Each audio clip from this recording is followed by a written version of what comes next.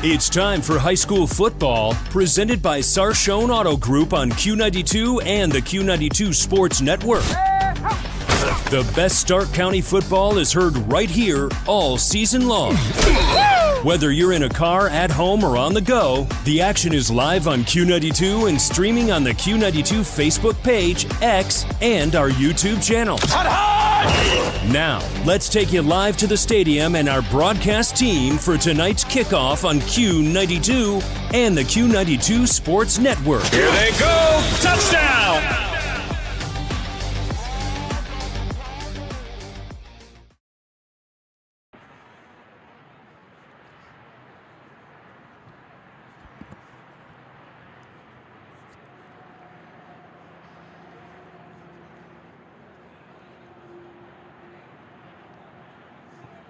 From Tom Benson Hall of Fame Stadium in Canton, it's time for high school football.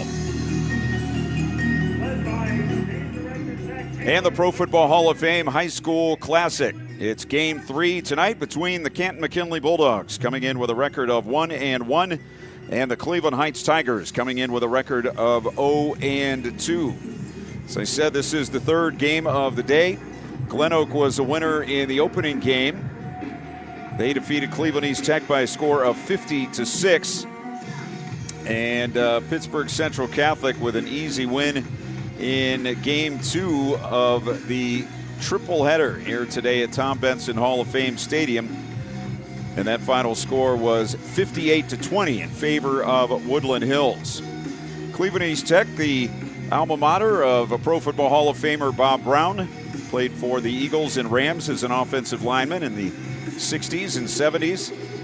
Glen Oak, of course, Dan Deerdorf, a Cardinals standout in the 70s.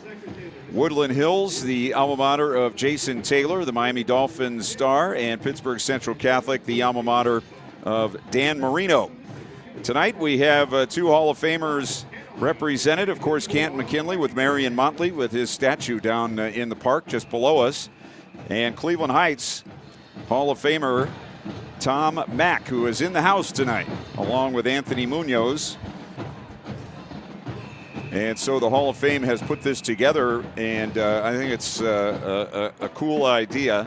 My name is Clint Scroggs. We're here with Brian Beatty and Ryan Bevere. And Brian, that's really cool to me that they got 6 schools together that have Hall of Famers to meet on this field in this scenario, and I think it's really nice.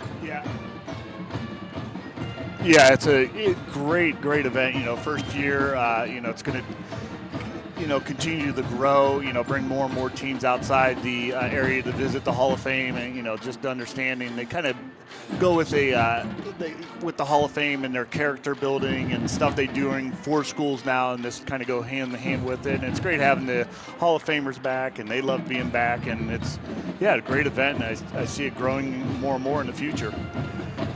Well, let's talk about our game here tonight. First of all, between the Canton McKinley Bulldogs at 1-1 and Cleveland Heights at 0-2. McKinley won their opener against Warren Harding. And that was a win by the score of 43-25. They had a big second half in that game and scoring 35 of their 43 points in the second half. They led 8-6 at halftime. 2 touchdowns in the third quarter, 3 in the fourth. And then last week took on the Hermits of St. Augustine Prep from New Jersey. They had some big-time athletes on that team, and the Bulldogs fell in that game by a score of 24-14. McKinley with only 179 yards of offense. They got 70 yards rushing from Zion Culver and 41 from Kylan West. And DJ Britt, their senior wide receiver, had a couple of fourth quarter touchdown catches from senior quarterback Trent Hayden.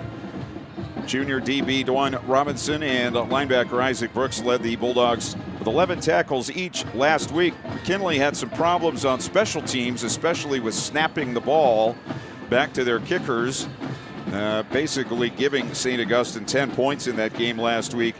And they also muffed a kickoff early in the game that led to poor field position. McKinley team under a new coach this season, and what do you see when you see this team, Brian, as they're turning a corner and trying to build a new culture here at McKinley? Yeah, absolutely. I think, one of the biggest things I see is the new strength coach, Coach Winkler. I think, it starts in the weight room in the offseason. I think they have one of the best in the state, maybe in the country. So it starts there, and then, just discipline. I know Coach is upset with some of the mental mistakes on special teams. They can't do that. You're going to see, I think, a McKinley team this year that's going to fly to the football. They're going to really play some defense, and they're really looking forward to that. So looking forward to see how they come out this year. Of course, their head coach is Renzi Parnell, his first season coming down from Akron-Hoban, where he was the defensive coordinator. So we should see some defense from the Bulldogs. For Cleveland Heights, they are 0-2 on the early season. They went all the way to Trotwood Madison to take on the Rams and lost that game 42-7 in the opening week. And then last week, a 2-point loss against Chardon, 26-24. Heights had a 2-point attempt at the end of that game to try to tie it, but were not able to convert it. So Chardon won that game 26-24. Heights lost at Trotwood Madison. They're now 3-0. And Chardon, of course, lost to Jackson in the opening game of the season, 35-13. And another first-year head coach for the Tigers, a 2012 Heights grad, Bryce Jones, is the coach of Cleveland Heights this season. Their quarterback is LaMarcus Greenwood. He's a transfer from Glenville. He threw 3 TD passes to 3 different receivers and ran for a score last week in the game against Chardon. But as we say, they failed on the late 2-point attempt to try to tie the game. We have just a few moments before we kick it off here from Tom Benson Hall of Fame Stadium, so we'll take a break and come back and get you ready for the kickoff. You're listening to High School Football, presented by the Sarshone Auto Group on Q92. Northeast Ohio knows football, and Sarshone Auto Group knows Northeast Ohio. As an official partner of the Cleveland Browns, Sarshone Auto Group serves our community with the best selection and the best service. From Ford, Chevy, Chrysler, Dodge, Jeep, Ram, and more. From the toughest trucks to the SUVs that fit your family. Sarshone Auto Group, an official partner of the Cleveland Browns, and the place where Northeast Ohio comes to drive. Visit Sarshone.com. This is high school football presented by Sarshone Auto Group on Q92 and the Q92 Sports Network. Back at Hall of Fame Stadium, where the Canton McKinley Marching Band just played the Cleveland Browns fight song. I don't know if you ever watched the Cleveland Browns Quarterback Club on Channel 5 on Wednesday nights back in the day with Gib Shanley. But that was the opening theme. That's where I first heard it. But every NFL team used to have a fight song back in the 50s and 60s. And that was the Cleveland Browns fight song. So a nice touch there from the Canton McKinley Marching Band as we get set for the Bulldogs and the Cleveland Heights Tigers. Canton McKinley, as we said, with a win over Warren Harding in the opener, 43-25. In that game, they had 311 total yards, 217 of those in the second half to only 190 for Harding. They got a couple of defensive touchdowns in that game, a 38-yard fumble return, a 92-yard interception return. And they got a couple of touchdown passes, 2 actually, and 1 touchdown run for the rest of their points. And in their game last week against St. Augustine, they were down 21-0 after 3 quarters. But outscored the Hermits 14-3 in the fourth quarter, as we said. 100 yards rushing, 79 passing, and that was it for the Bulldogs last week. They were 11 of 20 through the air. St. Augustine only 245 total yards, but 197 on the ground. And if you're running it that well, you don't have to throw so much, I guess. And in that game, as we said, DJ Britt with the 2 touchdowns receiving for Canton McKinley. Bulldogs taking the field. We still have not seen the Tigers. There they are, massed down in the tunnel down to our right. So they're getting ready to come out onto the field. McKinley will be in the all-black tonight with the white numbers and letters.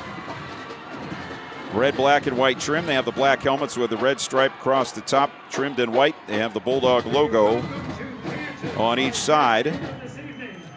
And the Tigers of Cleveland Heights in the all-white with the black numbers and the orange and black trim.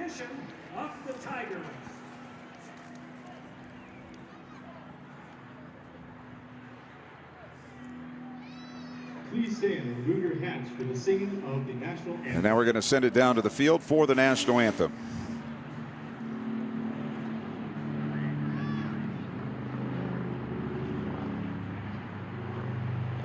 Tonight's McKinley JROTC Color Guard under the leadership of Lieutenant Colonel Eric Nagy.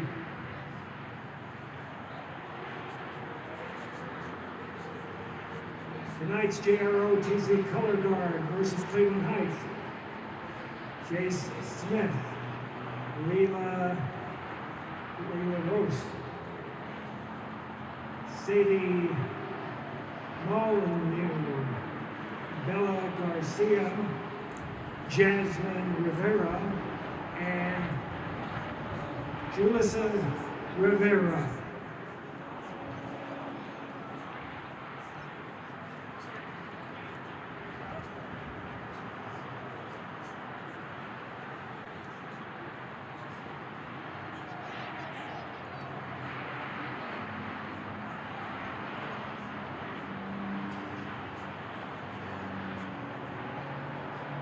Now, ladies and gentlemen, please rise, remove your hats, and honor America with our national anthem.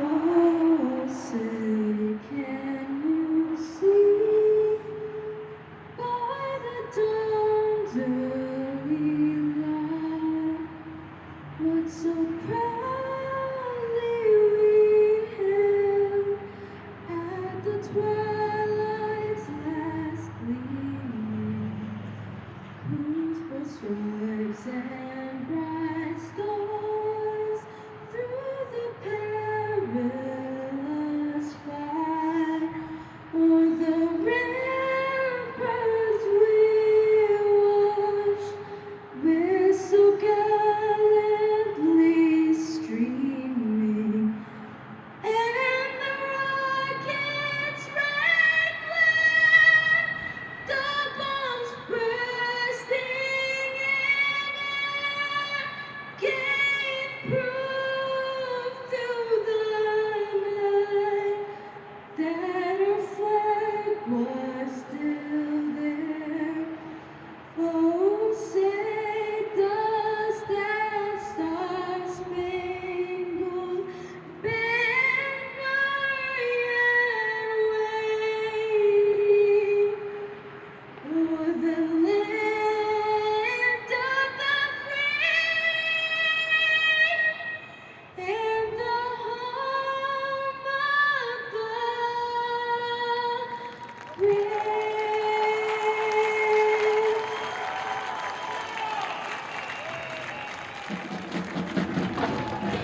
Our national anthem.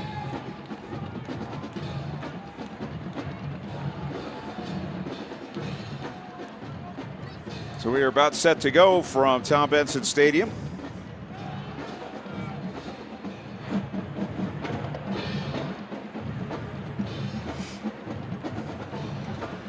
Cleveland Heights will receive the opening kickoff.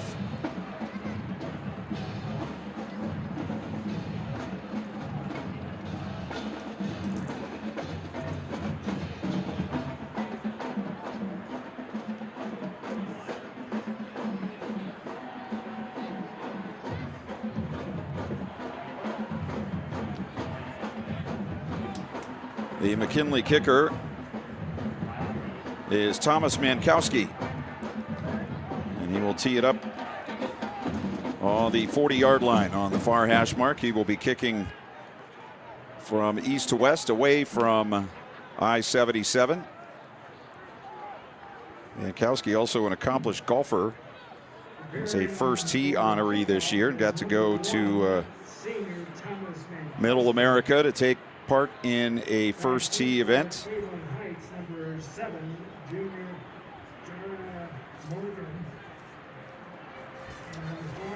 Two back deep for Heights. Back on the 10-yard line, Jerea Morgan is one of them.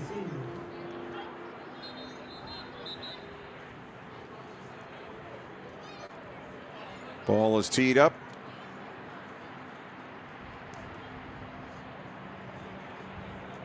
And we are ready to go.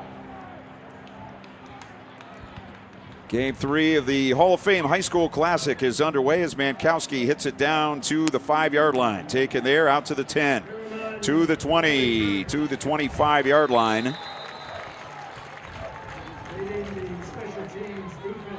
And it will be 1st and 10 there for Cleveland Heights as they work from our left to our right. Leading tacklers for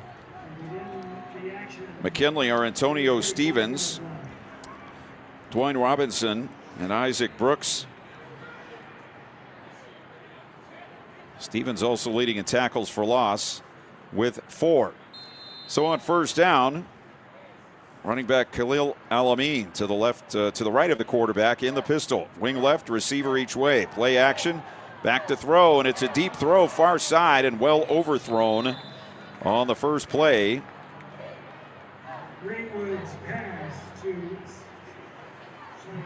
Sir Gibson, number 6, is incomplete. So it'll be 2nd and 10. It was just a street pattern down the far side of the field, and it looked like maybe they had a possibility there, but the pass was just overthrown. So 2nd and 10.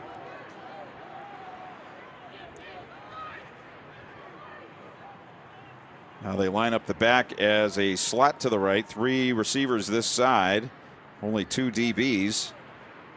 Taking a long time here. They get the play signaled in from the far side. Still 8 on the play clock. Quarterback is LaMarcus Greenwood. Takes the snap. Sets up short. Throws near side. Deflected. Deflected again and incomplete. Off the hands of John Morris. As that one came in hot and Morris got a hand on it. Deflected by a McKinley player into the middle of the field. And Heights dodge a bullet there. 3rd down and 10. Yeah, just put a little too much on that. You know, you're throwing it to a running back. You just want to just toss it on out there. You don't have to put too much juice on that. So 2 throws with a little too much on them so far for LaMarcus Greenwood. 6 feet, 166, a junior, the transfer from Glenville. He'll now shift 2 men over to the right, including tight end Dion Solomon. And he's going to roll to the right side. Stops. Now he's going to run back to the left, and he's got a lot of room. 30, 40, far side, 50, 40, and he'll step out of bounds around the 35-yard line. Closest Bulldog there was Shad Davis. But that is a huge gain. 40 yards on the run by LaMarcus Greenwood. And the Tigers are in Bulldog territory on the 35-yard line. Yeah, I believe that was a design sprint draw where the quarterback just sprints off to the right here, and then he puts his foot in the ground and cuts back underneath and had no contained backside. Motion man to the left. They have 3 over there, 1 to the near side. It's a handoff, running left and stretching it ahead for a couple of yards is John Morris, 5'9" and 194, a sophomore. Morris played quite a bit as a freshman last year with the injury to Marquise Davis, who went off to Missouri after being an All-Ohioan and Mr. Football finalist as a junior. 2nd down and 8. Greenwood takes the snap, wants to throw, looking, and now he's sacked back on the 40-yard line. Bulldogs sacked by 44, Colin Hinkle,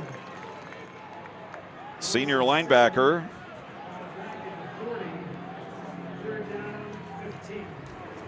So it'll be 3rd down and long here for the Tigers. 3rd and 15 back on the 40-yard line. We're about a minute and a half into this game. Heights with 1 out to the left, 3 to the near side. 1 back to the right of quarterback Greenwood, who's going to throw it again. Blitz coming. He's being chased, and he's going to be dragged down. He throws the ball as he's going down. On the chase that time was Isaac Brooks, the senior linebacker.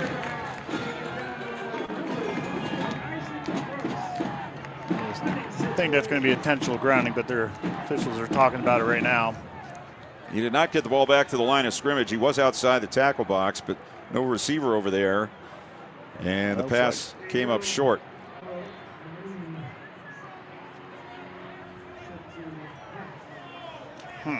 Not sure. So apparently no penalty on the play.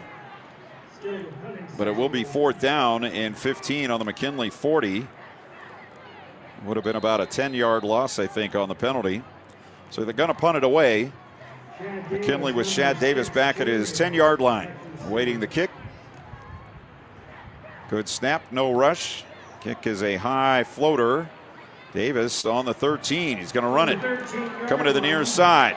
Runs through a tackle, across the 20 and out to the 23-yard line, where he's brought down by Sirius Jones. And it will be 1st and 10 for Canton McKinley. From their 23, their quarterback Trent Hayden. He is a senior. And so far this season, he's 19 of 34 for 188 yards, 4 touchdowns, no interceptions, a long of 36. And he'll line up in the pistol with 1 man behind him. Heights just getting their defense on the field as McKinley came right to the line of scrimmage. They'll hand it off, and a big hole coming right to the 30, to the 40, and out of bounds at the 49-yard line goes Kylan West, a sophomore running back. West came in the leading rusher at 228 yards, averaging 8 yards a carry, and he picks up 27 on that play out to the 50. Yeah, Heights just wasn't ready to play on defense there. They came out late and they were kind of on their heels, wasn't ready for the snap. Wing to the right is Adonis Kelly. They have 2 split out to the right and 1 to the near side. Again, it's West in the backfield as Kelly shifts over to the left now. Another run and another hole up the middle. And West tripped up this time as he gets inside 45 to the 44. So that's going to be about a 6-yard pickup for the McKinley running back. The 44-yard line. 2nd down 4. It'll be 2nd and 4. They have Elijah Finn and DJ Britt out to the right. To the near side, it's Legacy Lee. And off again. Up the middle, West to the 41, and then he's grabbed and thrown backwards on a strong play by Armare Fitzpatrick at 6'2" and 280, who made the stop about 2 yards short of the 1st down, a little less than 2 yards. Ball just inside the 42 for McKinley.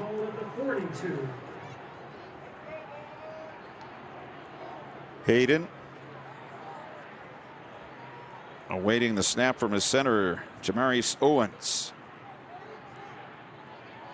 Again, with the running back behind the quarterback. Hayden hands off, and he's going to be hit in the backfield. West goes down. They'll spot him on the 44, so that's going to be a loss of a couple. Getting in there was Khalil Alamin for Cleveland Heights.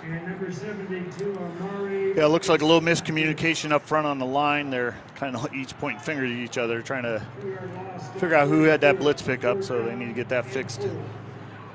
Bulldogs lined up to go for it here on 4th and 4 on the Heights 44. 1 man on the wrong side of the field. Now he's coming to the near wide side. 10 on the play clock.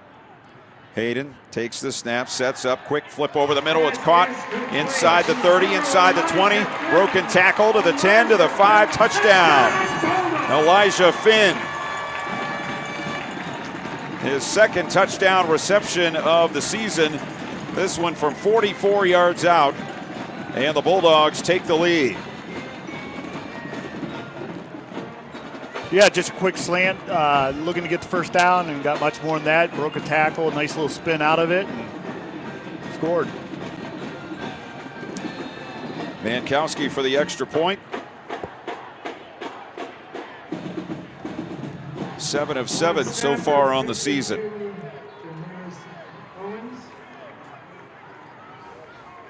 Players jumping. Snap back, kick up, and it's good. Timeout on the field with 7:32 to go in the 1st quarter.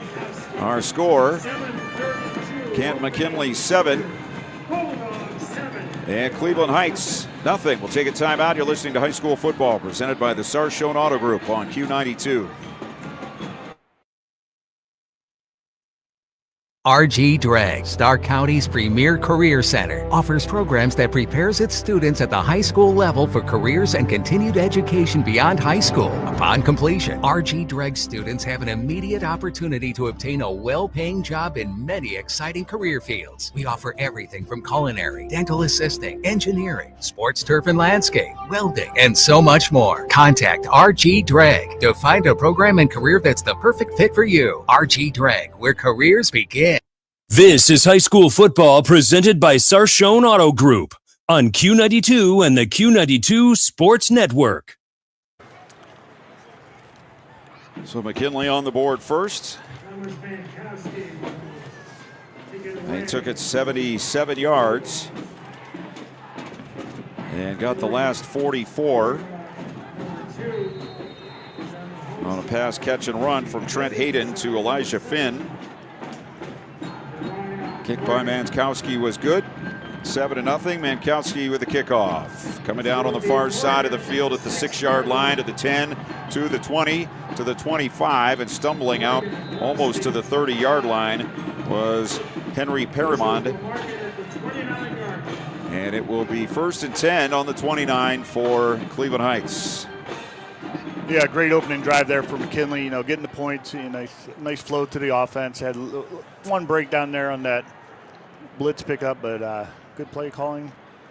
See how they go on defense. I know I had some notes here that coach really wanted to contain Greenwood, their quarterback, and they got to make sure they do that. They want to put the pressure on, but make sure they keep the containment on them. He did get away for one run on that first possession. This time he'll hand it off on the jet sweep, coming to the near side to the 35 and out to around the 39-yard line. Jerea Morgan was the ball carrier. The junior is going to get the first down. They'll spot him on the 40. So 11 yards on the play.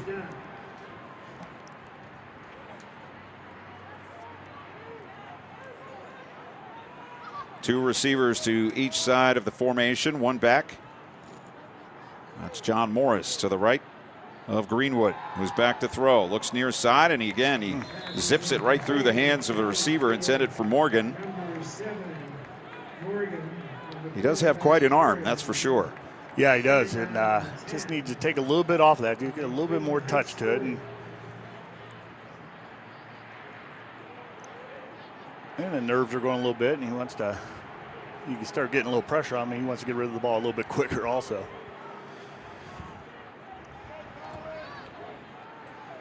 Second down and 10.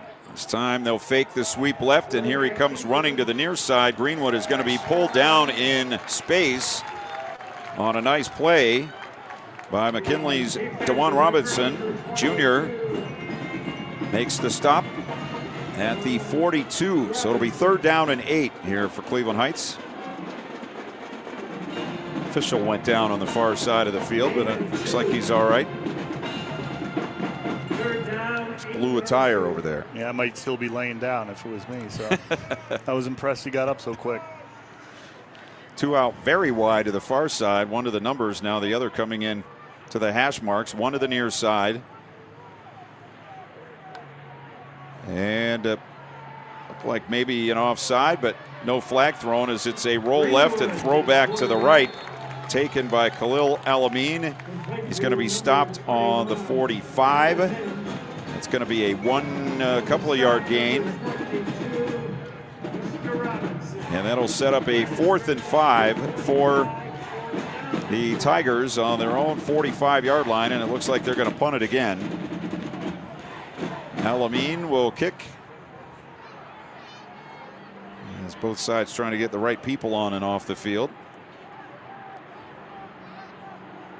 Long snapper for Heights is their backup quarterback, Asher Wilson. Snap back. And the kick is high, and another floater.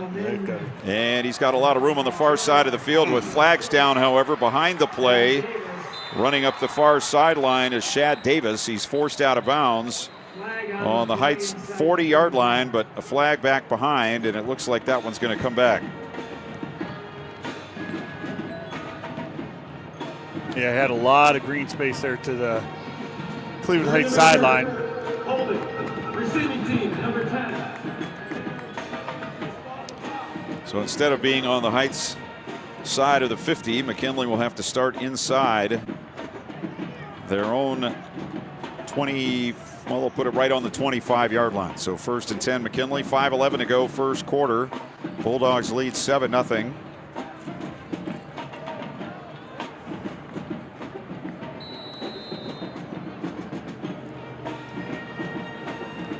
Kylan West remains in at running back. And Trent Hayden, the quarterback. In the pistol. There's running back behind him. They have a split out near side, 2 wide to the right and a wing right, and they're going to run the sweep to the near side, and West is going to be dragged down from behind by Alameen on the 24. Like maybe some miscommunication in the backfield that time as the quarterback, kind of an awkward handoff.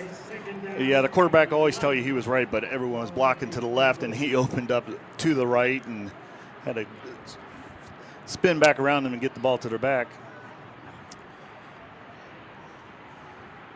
Play being signaled in from the near side of the field. Bulldogs lined up at the line of scrimmage. Again, they have 2 out to the right. Wing right and a split end to the near side. Straight ahead handoff, and immediately Alameen with another tackle.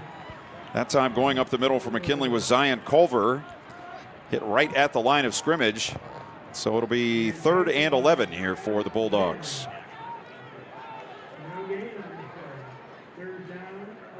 And McKinley's having a hard time picking up that stunt. It's the second time the backer got free. 2 out to the right, 1 to the near side. On 3rd and 11 in the pistol. Back to throw. Hayden's going to loft it down the near side of the field. Fighting going on, and a catch made at the 50-yard line by Marquise Jackson. Coverage by Paramond, but Jackson was just able to go up and outfight him for the ball. So they're out to the 50 and right back to the line of scrimmage. Another big 3rd down pickup for the Bulldogs. And it's a handoff up the middle. Culver with nice yardage inside the 45 to the 44. So a couple of times Heights has had a chance to get the McKinley offense off the field. Once McKinley scored, and on that last play they got 26 yards and a 1st down on 3rd and long. 2nd and 4 here. We're at 3:13 in the first quarter. McKinley up 7-0 and on the march again. Hayden in the pistol.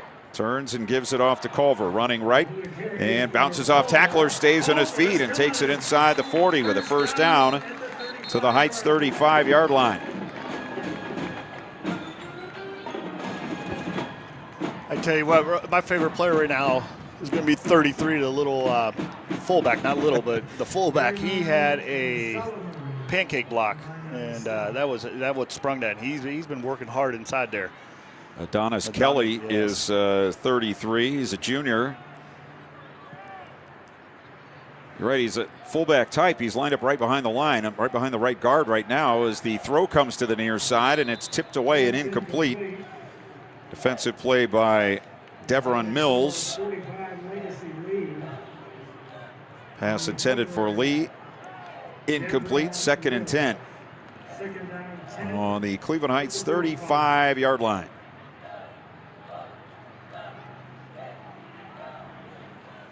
One receiver to the right, 2 to the near side. They'll give it to Culver up the middle, and he gets to the outside right. Flag down. And that one will probably be coming back as well. Like we might have a hold on the outside blocker there for McKinley. And you won't guess what number it was. But I'm going to give him the benefit of that. He had great initial contact, and he kind of slipped off. He just put his arm out. That was I'm coming from the H-back position. that was a little picky, but just keep on hitting them. So that'll back it up to the 45, where it will be 2nd and 20 for McKinley.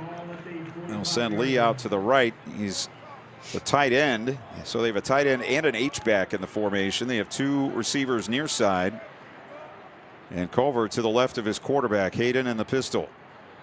Play action, blitz coming, trouble, and down goes Hayden. In the arms of Darius Coleman, a senior. And again, the blitz causing problems for the Bulldogs. That is a loss of a couple more, and now it'll be 3rd down and 22 for McKinley. 3rd down and 22 from the 47-yard line. Had the last play, the tight end went out. They didn't have enough to pick up there on the right side. They should have had a hot call, some type of check down, quick check down, and it was just too late. They line up in the same formation.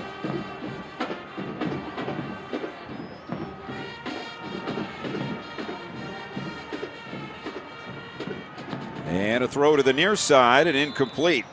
Looked like Finn and the quarterback not on the same page as the throw came in behind as Finn was running down the field. So that'll be a 4th down now and 22, and the McKinley punt team will come on. Looks like Finn just messed up on the signal there. I can see him talking to the coaches. It looks like the closed hand probably was the curls and the open hand's probably the streak, and he must have saw the streak. And they're down there talking to make sure they get that, recognize what's going on. It's a good way to throw a pick six when you're throwing it into a space there where the receiver has vacated. Mankowski to punt. Standing on his 40, one man back deep. And the kick is high and short. And it takes basically a straight up and down bounce, and it'll be down on the 25-yard line. So 28 on the punt. Probably like one of Mankowski's wedges. There, it just checked up right at the spot where it hit. It'll be on the 20 with 1:13 left in the first. 7-0 McKinley. Yeah, absolutely. I'm just going back to that last play. It's a little different from last year. I like the coaching going down on the sideline. You know, the kid took the criticism, missing the signal, and coached up. No attitude from him, but and getting it corrected during the game so they can come back to it later. LaMarcus Greenwood, hands off, and a very short gain, maybe a yard on the play for John Morris as he ran left. Gain of 1 on the play, 2nd down 9. Down under a minute now left in the first quarter on a beautiful night for football from Tom Benson Stadium. Temperatures in the 60s, no humidity, a little bit of a breeze. Here is Greenwood throwing out to the left as they try the screen, and a great play by the McKinley defender, Lanaz Brown. The senior came up and made the play, got around the blocker, would not let the receiver go, and they'll lose yardage back to the 23. So it'll be 3rd and 12. Yeah, great play there. The shoestring tackle, but he held on and big play. 12 yards to go. 3rd and 12. And the play clock is off. The game clock down to 5 seconds, and I think they're just going to let it run out, and they will. So that will be the end of the first quarter from Canton. And after one period of play, it's Canton McKinley 7, Cleveland Heights 0. We'll come back with quarter number 2. You're listening to high school football presented by the Sarshone Auto Group on Q92. Are you looking to add beauty, privacy, and year-round greenery to your property? Smith Evergreen Nursery is a family-owned local grower of premium evergreens, perfect for privacy screens, windbreaks, and stunning landscaping. They grow what they sell, so you'll get healthy, long-lasting trees straight from the source. Call 330-575-2479, visit SmithEvergreen.com, or find Smith Evergreen Nursery on Facebook. Smith Evergreen Nursery, farm to yard. This is high school football presented by Sarshone Auto Group on Q92 and the Q92 Sports Network. First quarter numbers. Trent Hayden was 2 of 4 for 70 yards in that first quarter and a touchdown. The Bulldogs ran 8 times for 47 yards. Marion Motley being 68, becoming the noted second here between periods. player to receive that honor at the time. Proudly representing Marion rather, is his grandson Joe Doze Motley and his wife Char. A round of applause to the family of the immortal Marion Motley.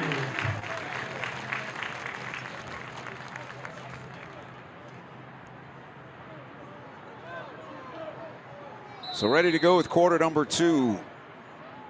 And it'll be a 3rd and 12 here for Cleveland Heights. Greenwood back to throw. Rush coming from behind. He eludes the first man, sets up, fires deep near side, and overthrown and incomplete.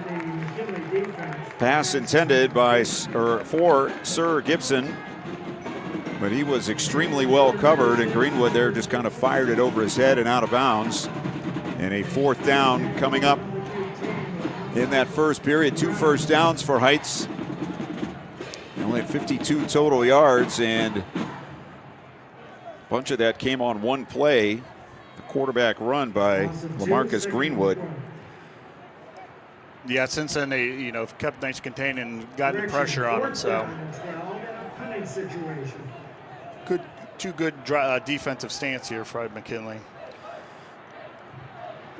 Punter back on the 10-yard line. One back deep for McKinley, standing on his 45. The snap back and the kick is away. It's a high. Again, the floater and a fair catch, and it's dropped. Ball is loose, still loose, being batted back the other way. It's picked up by Cleveland Heights, and it's going to be run in for a touchdown.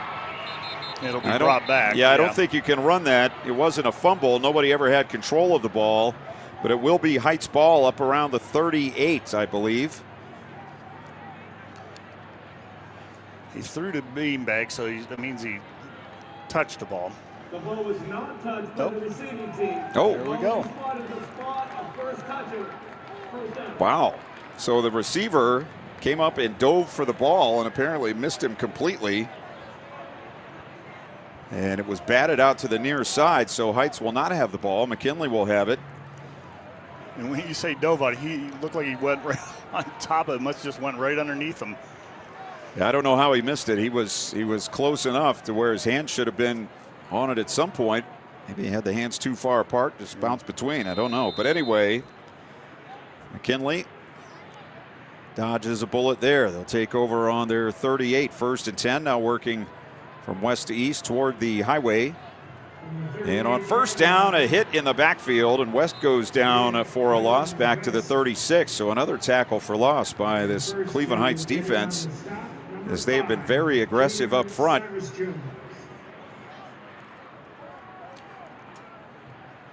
Yeah, I think Hayden kind of pointed to his chest there. I think he should have pulled that, of course. I mean, that defensive end there, who probably have been their bandit, came flying in. If he pulls that, there's no outside contain.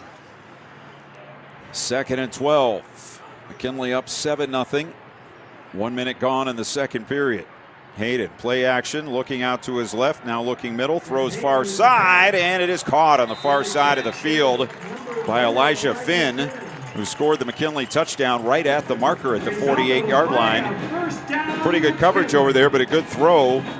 And Finn comes back for the ball and makes the catch. Yeah, a good throw and a really nice route by Finn. I kind of eyeballed him there. He came out of that cut strong, and they were right on top of him. When he came out that cut, he got some distance from the DB, and nice ball, nice catch, 1st down. Ball at the McKinley 48. 2 receivers near side, wing to each side. They'll hand it off up the middle. And a run to the Heights 49. Again, that is the sophomore Kylan West, who has an 83-yard run this season.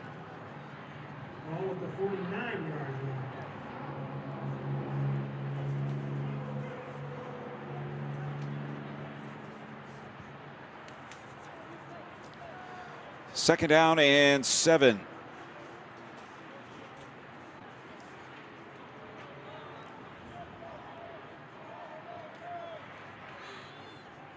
Five on the play clock, and the Heights nose man jumped offside and knocked over the center. Let's see which side gets the penalty. It will go against Cleveland Heights. So that will put the ball on the Tigers' 44. So it'll be 2nd and 2 here for McKinley. A nice situation to be in as a play caller. They will run it up the middle and short yardage, but it should be enough for a first down. West goes down in the arms of Alamine. I put it on the 41, and it will be 1st and 10 for Canton McKinley. Yeah, West just lowered his shoulder, got the first down. Good, strong run.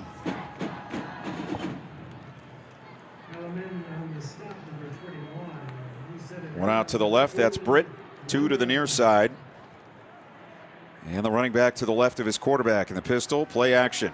Quick throw over the middle, incomplete, as Britt and Darius Coleman were doing some hand fighting there as Britt tried the slant, but the pass led him too much. Again, good coverage. And it will be 2nd and 10. 2nd and 10 at the 41.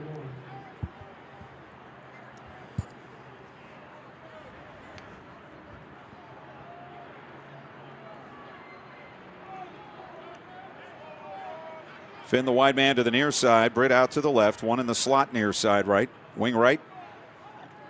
And another quick throw to the far side. Britt makes the catch in space. Makes a spin move. Gets away and takes it for a first down to the 25-yard line. DJ Britt with his first catch of the night. 5th of the season. And it picks up a Bulldog first down. They'll spot him on the 36-yard line.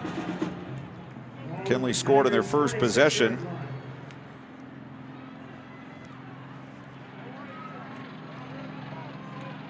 On a 44-yard pass and run by Elijah Finn. Hayden hands off right side, big hole. West inside the 25 and down around the 21-yard line. Last man up, Devron Mills for Cleveland Heights. It will be 2nd and 5.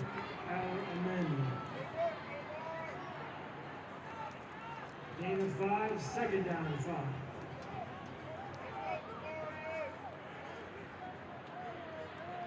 Finn out to the left with Legacy Lee, the tight end, but he's split out about 8 to the left. Britt to the near side. Handoff up the middle. Big hole. West is going to go all the way for the touchdown.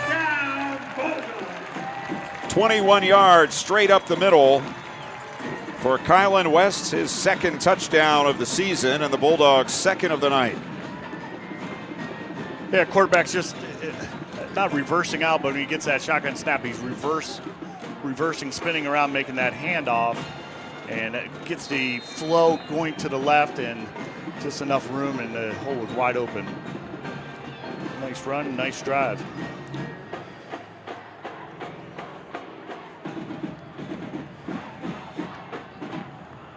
Bulldogs go 63 yards as Mankowski puts the kick up, and it's good.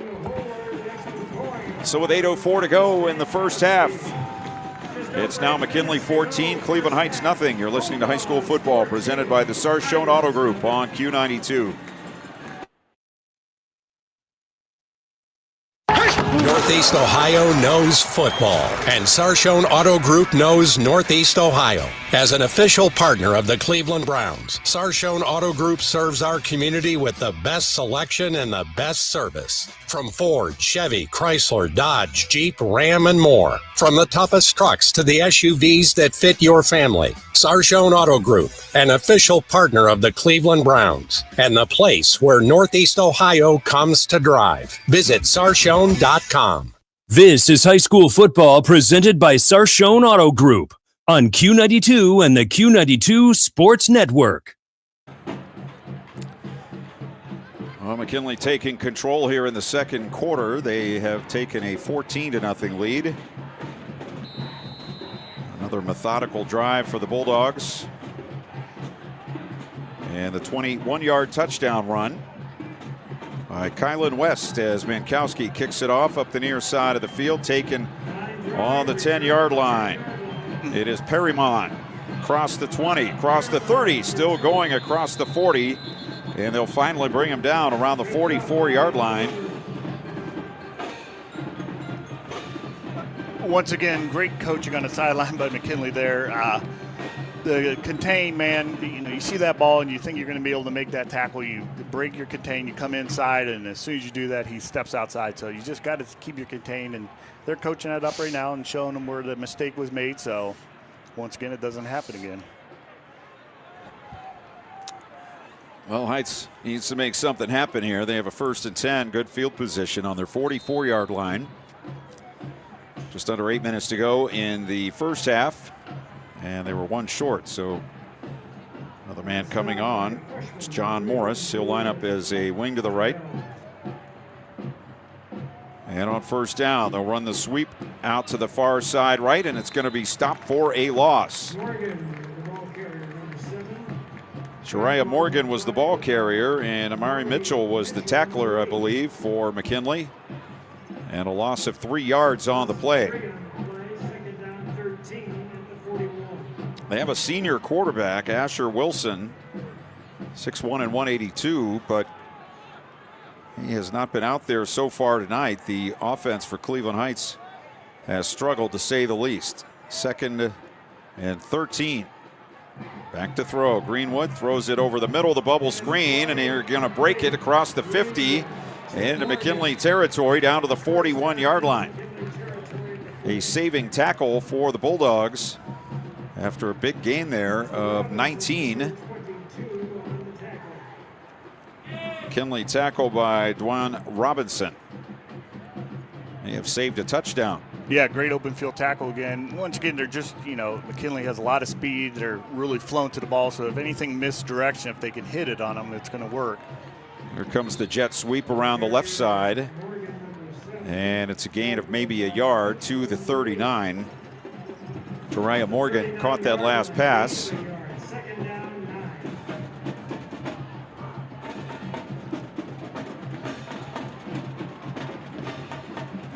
Little confusion offensively here for the Tigers. They bring 2 out to the near side, so they'll have 3 on this side, 1 out to the right. And Greenwood looks to the far side for the play. 10 on the play clock. Now they've got to switch some people up again, and they're going to have to call a timeout. So we'll take it with 6:15 left in the first half. 14-0 McKinley. You're listening to High School Football, presented by the Sarshone Auto Group on Q92. Peace of mind. It's one of the most important benefits that we can offer at Friends and Family Credit Union. Welcome to Family Secure Checking. It offers unrivaled security to protect your everyday finances and purchases, as well as comprehensive identity theft protection and reimbursement coverage, credit file monitoring, benefits for travel, shopping rewards, and cell phone protection that includes repair or replacement for up to 4 phones on your cell phone plan. It's time to bring a friend into the family. This is high school football presented by Sarshone Auto Group on Q92 and the Q92 Sports Network. So after the timeout, Cleveland Heights will have it 2nd and 9 on the McKinley 39-yard line. They have 2 receivers to each side of the field, and the running back to the right of the quarterback. And he's back to throw. Lots of time. Going to go deep far side. Has a man out there, and it's caught inside the 10 and out of bounds. Goes Henry Perrimond. They will put him on the 8-yard line. So a gain of 31 on the play, and that time a very good throw by the quarterback, right on the money. Yeah, great throw. Great, nice play, too. Kind of took the corner's eyes off. They were trying to fake that bubble, and the receiver took off on him, so he was a step behind him and never could catch up to him. Power formation, they'll hand it off, and Sirius Jones going to go down right around the line of scrimmage. Hinkle on the tackle for McKinley. We have 5:53 running clock, first half. Bulldogs up 14-0. Cleveland Heights, first team tonight in the RG Drake red zone. They're on the 8-yard line with a 2nd and goal. 1 out to the right, 3 to the near side. And the running back Jones to the left of his quarterback. Bulldogs show pressure. Here they come. Greenwood rolling left, still rolling, and he's got an open lane to the goal line, and he scores. Touchdown, Cleveland Heights. From 8 yards out by quarterback LaMarcus Greenwood. Yeah, with Greenwood, you can bring that pressure up the middle, and they did, but you have to have contained. He'll beat you with his feet for sure. Ran for a score and threw 3 TD passes last week as they lost to Chardon by 2. And so Greenwood with a running touchdown for the second straight game. And an extra point attempt coming from Khalil Alamin. Asher Wilson will hold. Snap, ball down. Kick is blocked. Kick is blocked. That one was snuffed out by McKinley's Colin Hinkle, as well as Shad Davis. So we'll take a timeout here with 5.5 minutes to go in the first half. McKinley up on Cleveland Heights 14-6. You're listening to high school football presented by the Sarshone Auto Group on Q92.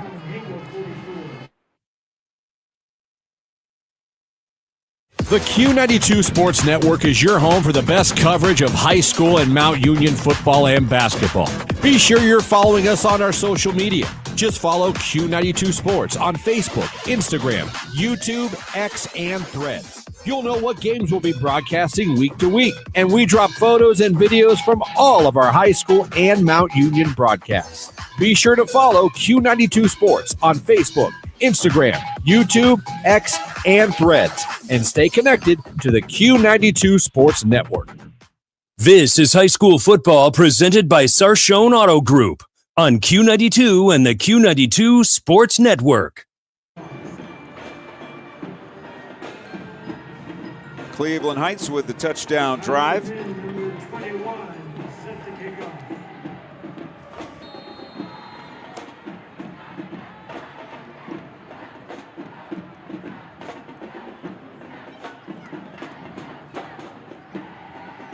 And the kickoff by Elamine, and he barely got a piece of it, and it goes out of bounds on the near side at the 40-yard line.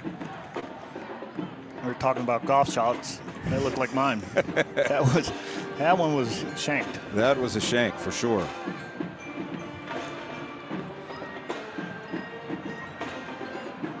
They would have the opportunity if they wanted to re-kick this. See why?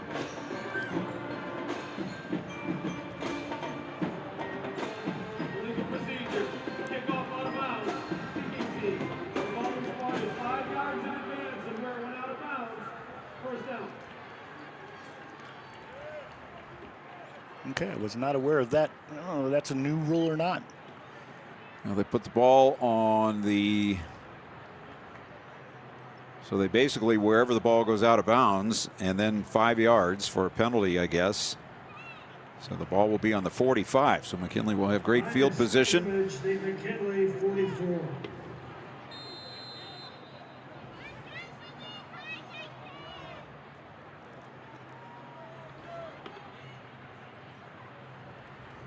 On first down, handoff coming to the near side, and a face mask penalty will be coming. McKinley's Zion Culver was trying to turn the corner, and he got ripped out of bounds. Penalty going to go against Saden Caffey Jackson, who is a junior.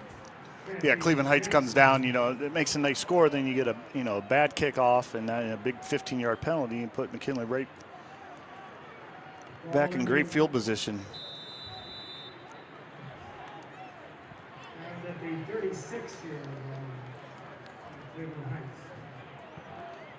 So McKinley, after one play, on the Heights 36 with a 1st and 10. Handoff up the middle to Culver. Now bounces to the right, has room into the secondary. He lowers the shoulder and takes it all the way down to the 22, maybe the 21-yard line.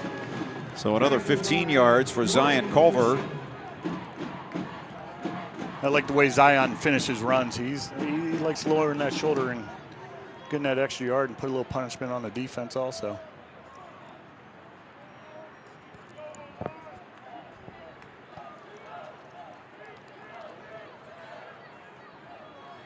So on the 21, 1st and 10. So we move under 5 minutes to go in this first half. Hayden turns, gives it to Culver again, and he is hit, gets away, and struggles his way forward for about 4 or 5 more yards. He was hit initially by Armare Fitzpatrick. They have some big players on that team. Not all of them are playing. Big man in the middle right now is Marvin Leake, who's 5'10" and 357. Yeah, we're up pretty high here, and they still look big. Hayden turns, gives it off to Culver again, running right, and again with good room, and inside the 10-yard line, down to the 8, where it will be 1st and goal for the Bulldogs. They lead at 14-6. And they'll go right to the line of scrimmage in the RG Drag red zone. 2 wide out to the left, 1 split near side, wing right. They've been running mostly to their right on this possession. Play being signaled in. Kelly lined up behind the right tackle and guard. And Culver in the backfield. They give him the ball, and again, good push on the right, and again, Culver's going to score, but the flag comes in from behind. And it will be a holding call against the Bulldogs, so take that one off the board.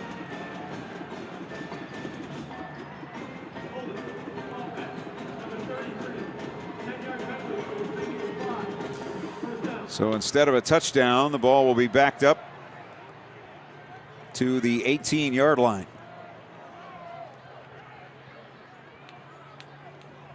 Where it will be 1st and goal from the 18. But hey, they haven't had any trouble running to the right. No, just keep on heading that way. I think, not sure who the penalty was on, but you hit that block. You don't have to continue. The back's already past you. I think it was a late holding call. It really wouldn't have made any difference. 2 out to the left, 1 to the near side, and they hand it off to Culver this time, trying to turn left end, and he's going to be brought down after a short gain at around the 16-yard line. Tackle by Jarrell Spears. Also in on the action, 94, Matthew Jackson. It will be 2nd and goal now from the 16. Gain of 2, 2nd down, 16 yards to a touchdown. 2 to the near side now, 1 out to the left. Here's a throw to the back corner of the end zone, and it is incomplete, but a flag comes out in the end zone. Finn was the intended receiver. Devron Mills was the defender.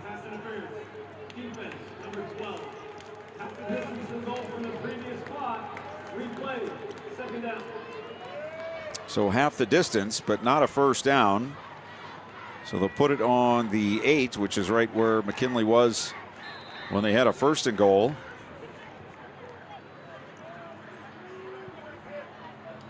So 2nd down and goal on the 8. Again, 2 to the near side. 1 split left. Wing to the right. Hayden back to throw. Throws the slant into traffic and incomplete. 2 defenders and 1 receiver in the area. As again, the pass was intended for Elijah Finn. But that was a very tight window. Too tight for the ball to fit through. Yeah, not a good decision there. 3rd and goal over the 8-yard line. So 3rd and goal now on the 8. McKinley up 14-6 with 3 minutes left in the half.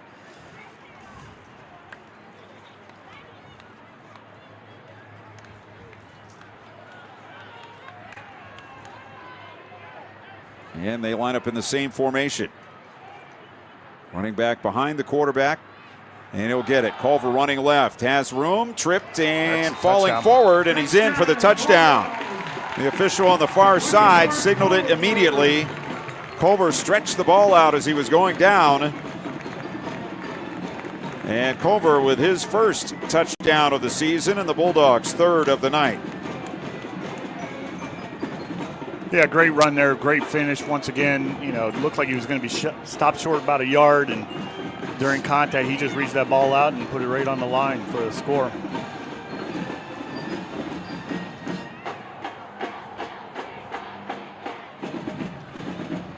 Mankowski for the extra point.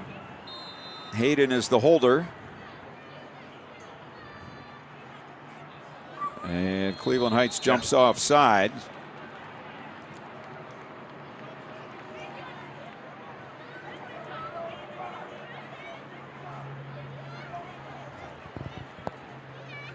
We'll see what Renzi Parnell wants to do here.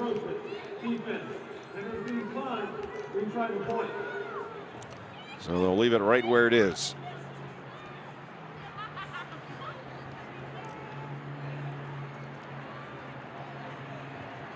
Owens is the center, number 52.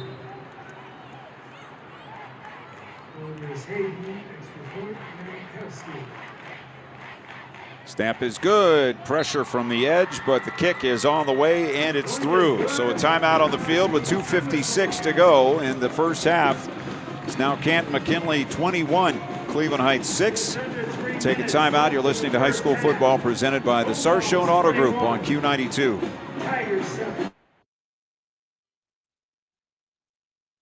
Go back and relive all the action with Q92 Sports on SoundCloud. Whether it's high school or University of Mount Union football and basketball, we've got you covered from 2016 through today.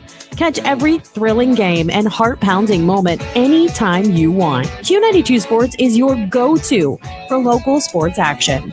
Find us on SoundCloud at Q92 Radio, and don't forget to stream all of our games live on Friday night at Q92Radiosports.com. This is high school football presented by Sarshone Auto Group on Q92 and the Q92 Sports Network. McKinley with 2 rushing touchdowns and 1 through the air. Getting ready to kick it off. Mankowski runs up and boots it. Didn't get much of this one. It's caught on the near sideline at the 25, out to the 30, and to the 31-yard line. Delonte Powell took a big hit from a couple of McKinley players. And he'll have to hobble off the field to the far side. So 1st and 10 for the Tigers on their 31-yard line.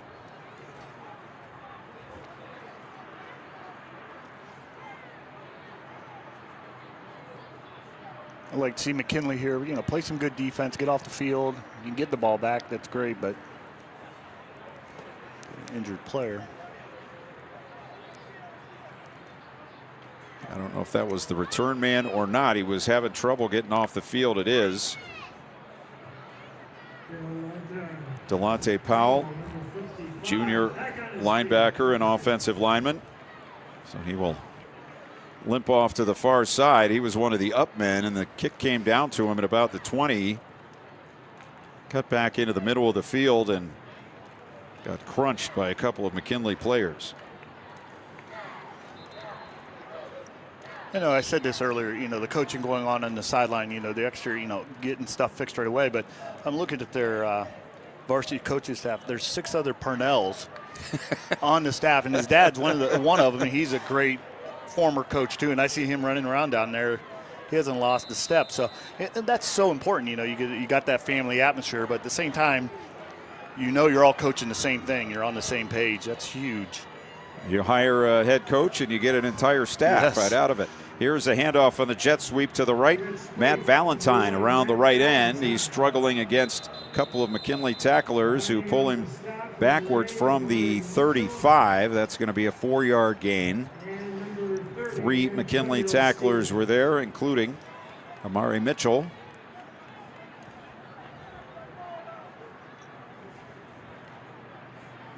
Gain of 4, 2nd down, 6 at the 35.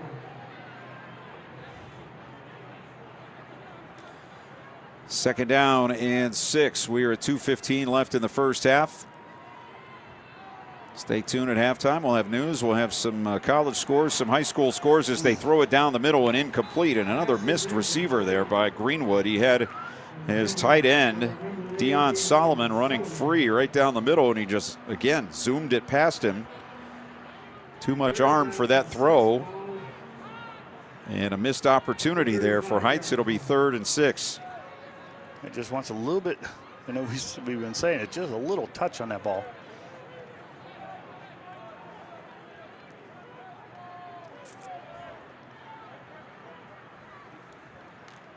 Ohio State ended up beating Grambling today 70-0.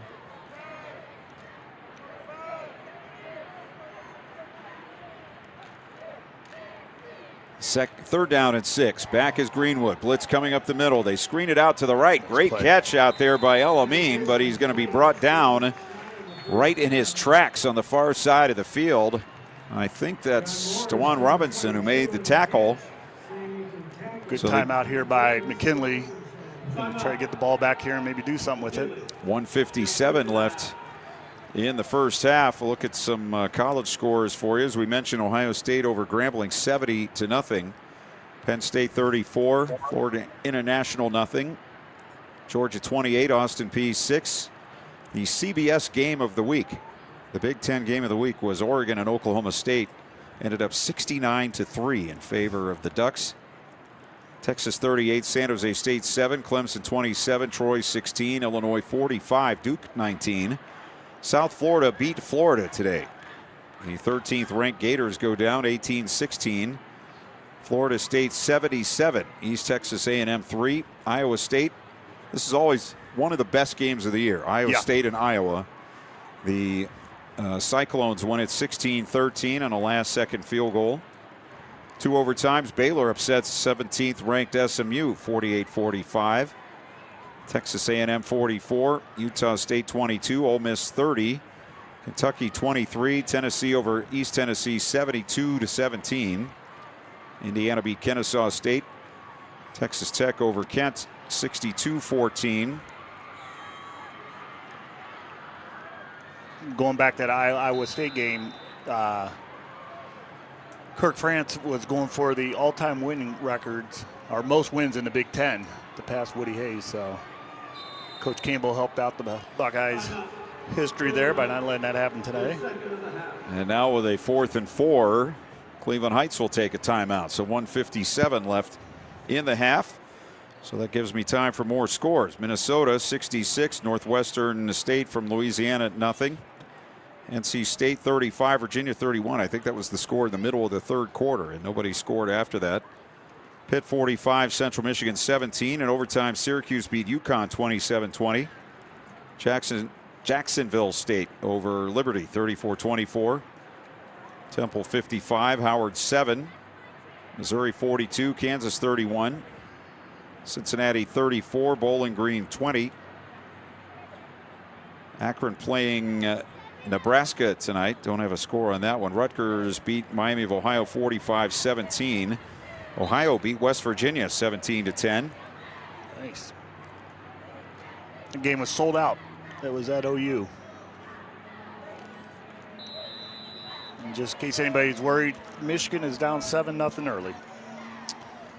Tough game for them at Oklahoma tonight as El Amin punts it away after the timeout. It's going to hit inside the 40 and take a Cleveland Heights roll down to the 31-yard line, where it stopped with 1:47 to go in the first half. McKinley will have it again with a 21-6 lead.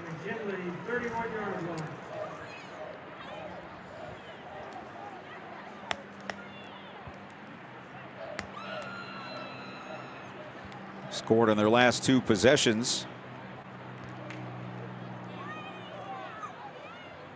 14-0. Heights got a score. McKinley answered back with one of their own and have another chance here before halftime. Roll to the near side by Hayden. Caught out on the right flat by Culver, and he's going to step out of bounds up around the 40-yard line. So they pick up 9 on the play. Clock stops with 1:41. Yeah, nice play there by everyone. A little sprint out to the right. He saw the pressure, dumped it off into the flats, and then the receiver got out of bounds, stopped the clock. Stay tuned. We hope to have an interview at halftime. We'll see. We won't sell it completely at this point, but stay tuned for a possible interview at halftime here at the Hall of Fame High School Classic.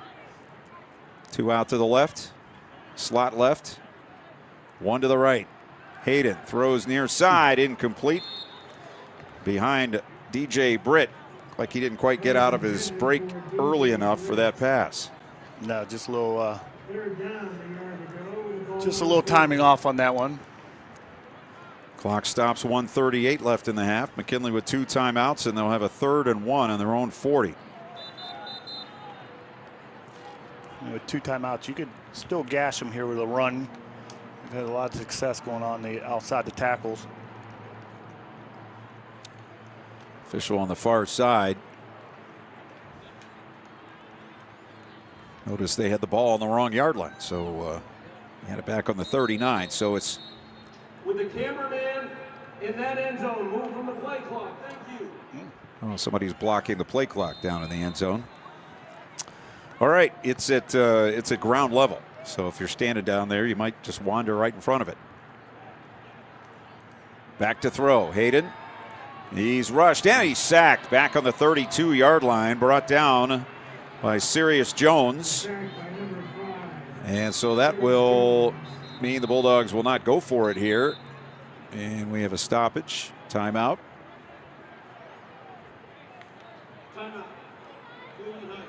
So Heights takes a timeout with 1:25. McKinley will have to punt on 4th and 10 on their 31. They'll put a couple seconds more on the clock to make it 1:27.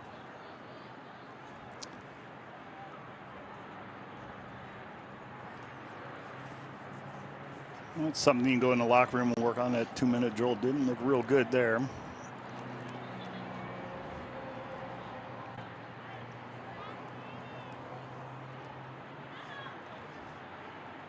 Well, you thought on this, the 2nd and 1, they threw the pass, was incomplete. You think, well, they'll just pick up that yard on 3rd down, and weren't able to do it as they went to the air on 2nd and 1 and 3rd and 1. So here's Mankowski to punt.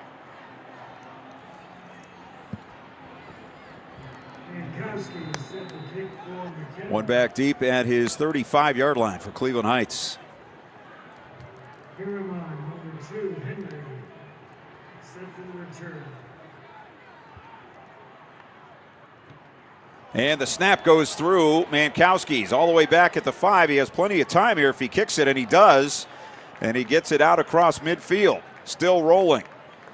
And it'll be down on the Cleveland Heights 38-yard line. They didn't have a rush on. And so Mankowski was able to run all the way back inside his own 10-yard line and punt that ball away. Didn't panic. And it made Cleveland Heights have to go now 61 yards if they're going to get some points before halftime with 1:11 left. Yeah, big play there. It wasn't a bad snap. He just mishandled it and did a good job keeping his composure and getting the ball off. He did take a little bit of contact, but as soon as you go after that ball and run, you're live. You're a live ball player, so they can make contact on you. So he stood up there and delivered a nice kick. LaMarcus Greenwood, the quarterback, going to throw it. Swings it out to the right. It's caught, and an immediate tackle on Dion Solomon. He's sent down by Lanaz Brown. Gain of 4, 2nd and 6, 55 seconds. Cleveland Heights with no timeouts, and not really a sense of urgency here as the play just now getting lined up. Back to throw. Greenwood with rush up the middle, eludes one man, eludes a second, and tries to throw it back to a teammate. It's a lateral pass, and McKinley falls on the ball on the 30-yard line. We have an injured player. We have a flag on the play, and what looked like a lateral that was recovered by McKinley. Let's see what the explanation is.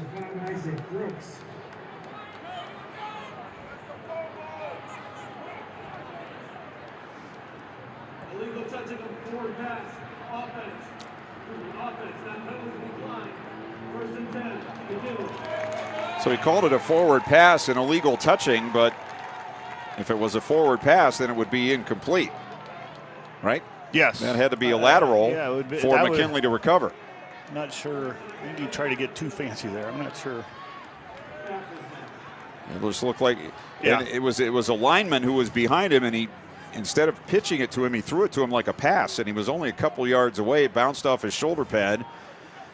And the Bulldogs recover on the 30. So with 36 seconds and 2 timeouts, McKinley with a chance here for another score before halftime. They lead 21-6. Hayden rolls near side, and the ball goes through the hands of the intended receiver, DJ Britt, at the 25. So the clock will stop at 32. They were only going to get 5 yards on that play as it was.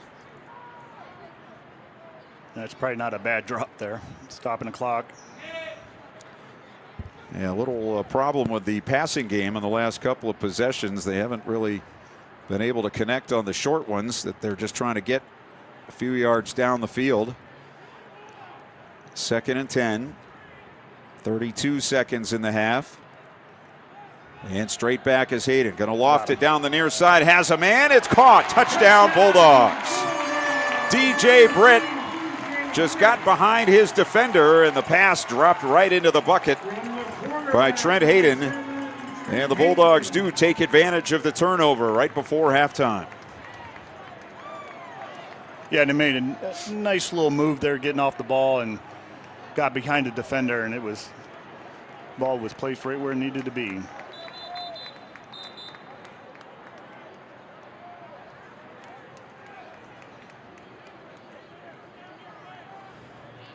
One Heights player has to go off the field. They only have 10 now on the field. Now his replacement will come in. The official made him go off. I don't know why. I don't know if his helmet came off. I'm not sure what was going on there. Possibly. So now we're all lined up and ready to go with 27 seconds to go in the first half. Again, the rush off the edge, but they don't get there, and the kick by Mankowski is good. So 27 seconds to go in the first half. McKinley takes a 28-6 lead. We'll take a break. You're listening to High School Football, presented by the Sarshone Auto Group on Q92.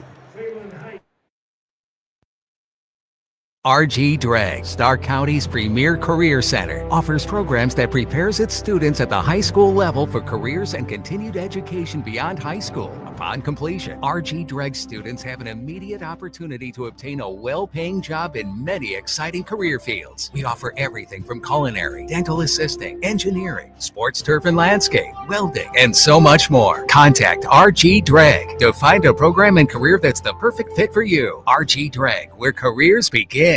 This is high school football presented by Sarshone Auto Group on Q92 and the Q92 Sports Network. McKinley takes advantage of the fumbled lateral by Cleveland Heights.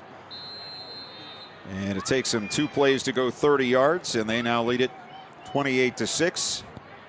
Touchdown pass to DJ Britt. Here's the kick by Mankowski, again short to the near side of the field. They're going to let it bounce, and it goes out of bounds at around the 15.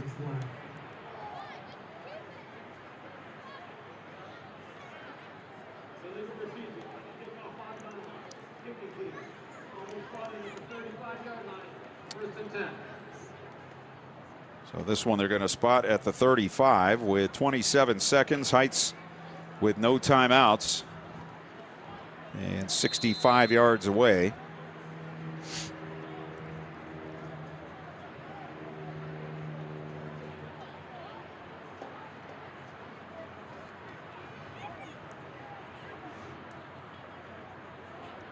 And we'll see what Bryce Jones elects to do here.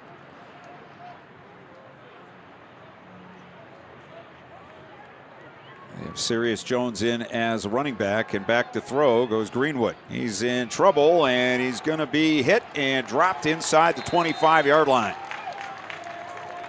Back on the 21. Now they'll put it on the 22, and another sack for the Bulldogs, and that should do it for the first half. Down inside 10 seconds. And that will be the end of the first half as the clock ticks down to 0. So that's the end of the first 2 quarters in the third game of the Hall of Fame High School Classic. And at the halftime break, Canton McKinley on top of Cleveland Heights by a score of 28-6. So we'll send it back to the studios for halftime news. And we'll be back here to Tom Benson Stadium in just a few moments.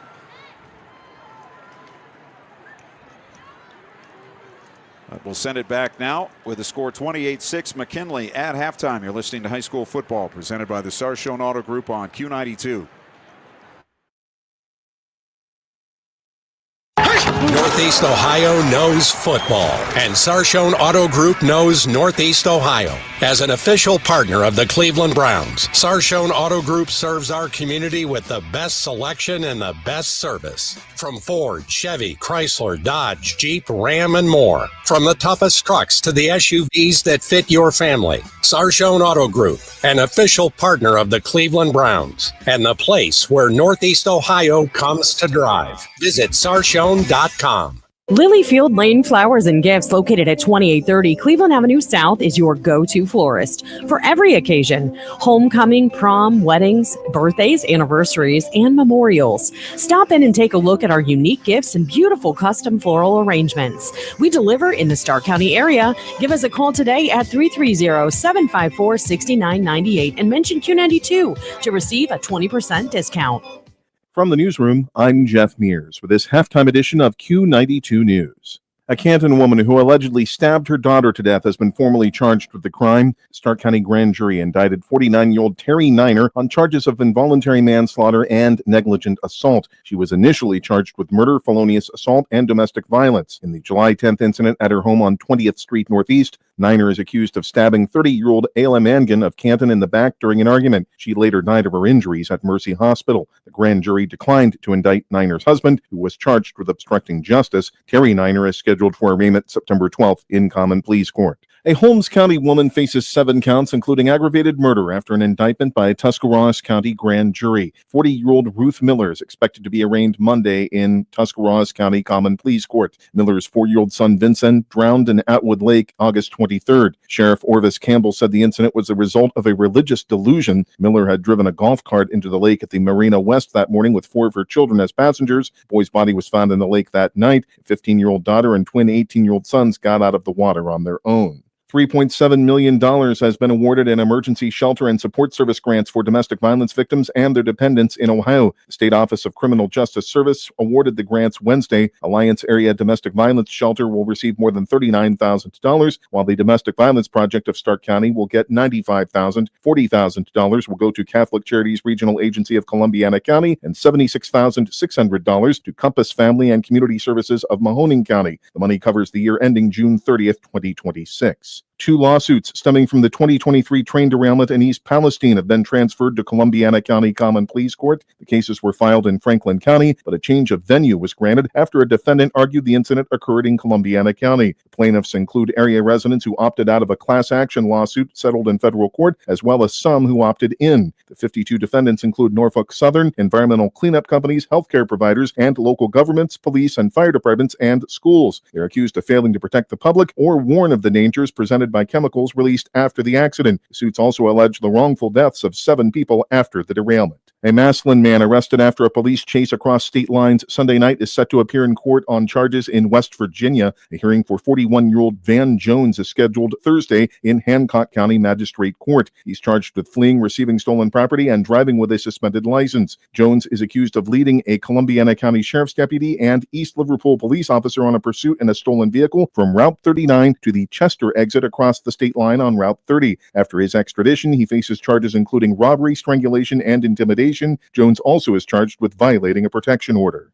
More news after this. The Q92 Sports Network brings you more high school football and basketball games than anyone else, by far. But did you know that you can go back and listen to our broadcast again? Simply go to the Q92 radio page on SoundCloud. We posted the games we broadcast for everyone to go back and relive. We have playlists filled with our high school football broadcasts from 2016 to this season. So go to SoundCloud now, follow Q92 Radio, and listen. And thank you for listening to all of our sports broadcasts of high school football and basketball on the Q92 Sports Network. The Youngstown Ursuline football game scheduled for tonight has been canceled. A federal lawsuit was filed this week against the school, administrators, coaching staff, and several members of the football team and their parents. It alleges a member of the team was physically and sexually assaulted by other team members. The incidents were recorded on videos shared in the team's group chat and were later sent to other students and the community at large. It also alleges a lack of proper investigation and a cover-up by administrators. The school says disciplinary action has been taken against some students most directly involved with the alleged incidents and says some other students involved had left the football football program before any disciplinary action could be imposed. Farrell coach Amp Pegues said he was informed of the game's cancellation Thursday by Ursuline coach Dan Reardon. The city of Warren, a police officer, and a hospital are denying claims made in a federal lawsuit filed by a woman arrested after a miscarriage. Brittany Watts was charged with abuse of a corpse following a September 2023 incident. The grand jury later declined to indict her. The suit claims Watts went to St. Joseph Hospital after experiencing pain and bleeding at roughly 21 weeks of pregnancy. She alleges she was denied timely and appropriate medical care after being diagnosed with a condition known as placental abruption. Watts says she went home untreated and miscarried. She visited the hospital a third time and accuses hospital staff and police of fabricating evidence against her, conspiring with a police detective to report her, and being interrogated. The city says the interrogation was consensual, and the hospital says Watts left the hospital twice against their advice. A Warren man is guilty of kidnapping and felonious assault. A jury in Trumbull County Common Pleas Court returned the verdict Thursday in the case of 64-year-old John Baker. He was acquitted of rape. On February 20th, Baker was accused of sexually assaulting a 70-year-old woman in Champion Township. The victim then locked herself in a bathroom. Baker was arrested after he was found in the woman's home. Police found a knife in the bedroom and noted stab marks on the bathroom door. A pre-sentence investigation will be conducted before he receives his sentence. A Detroit man was arrested after being stopped on I-80 in Portage County this week. 26-year-old Jalen Davis was charged with trafficking in meth and possession of a controlled substance. The sheriff's office says a package containing about 220 grams of methamphetamine was found by a canine officer. The car was stopped by deputies and the Portage Aggressive Crime Enforcement Unit for a minor traffic violation. We'll return you to the stadium for the second half of tonight's game, but first a look at the forecast. For the overnight, increasingly cloudy skies with a low near 54. Tomorrow, a chance of morning showers. Clouds will gradually make way for mostly sunny skies, a high around 70. Saturday night, partly cloudy, cooler, a low of 46. Mostly sunny on Sunday, a high around 68. From the Q92 newsroom, I'm Jeff Mears. AWP Safety, North America's leading traffic safety company, wishes the best of luck to Stark County student athletes this fall, and they need you. Join AWP as a protector for steady work and an important job keeping people safe. They offer paid training, certification, referral bonuses, and advancement opportunities. To apply, visit jobs.awpsafety.com. That's jobs.awpsafety.com. Go back and relive all the action with Q92 Sports on SoundCloud. Whether it's high school or University of Mount Union football and basketball, we've got you covered from 2016 through today.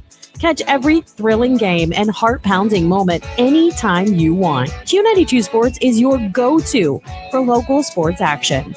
Find us on SoundCloud at Q92 Radio, and don't forget to stream all of our games live on Friday night at Q92Radiosports.com. This is high school football presented by Sarshone Auto Group on Q92 and the Q92 Sports Network.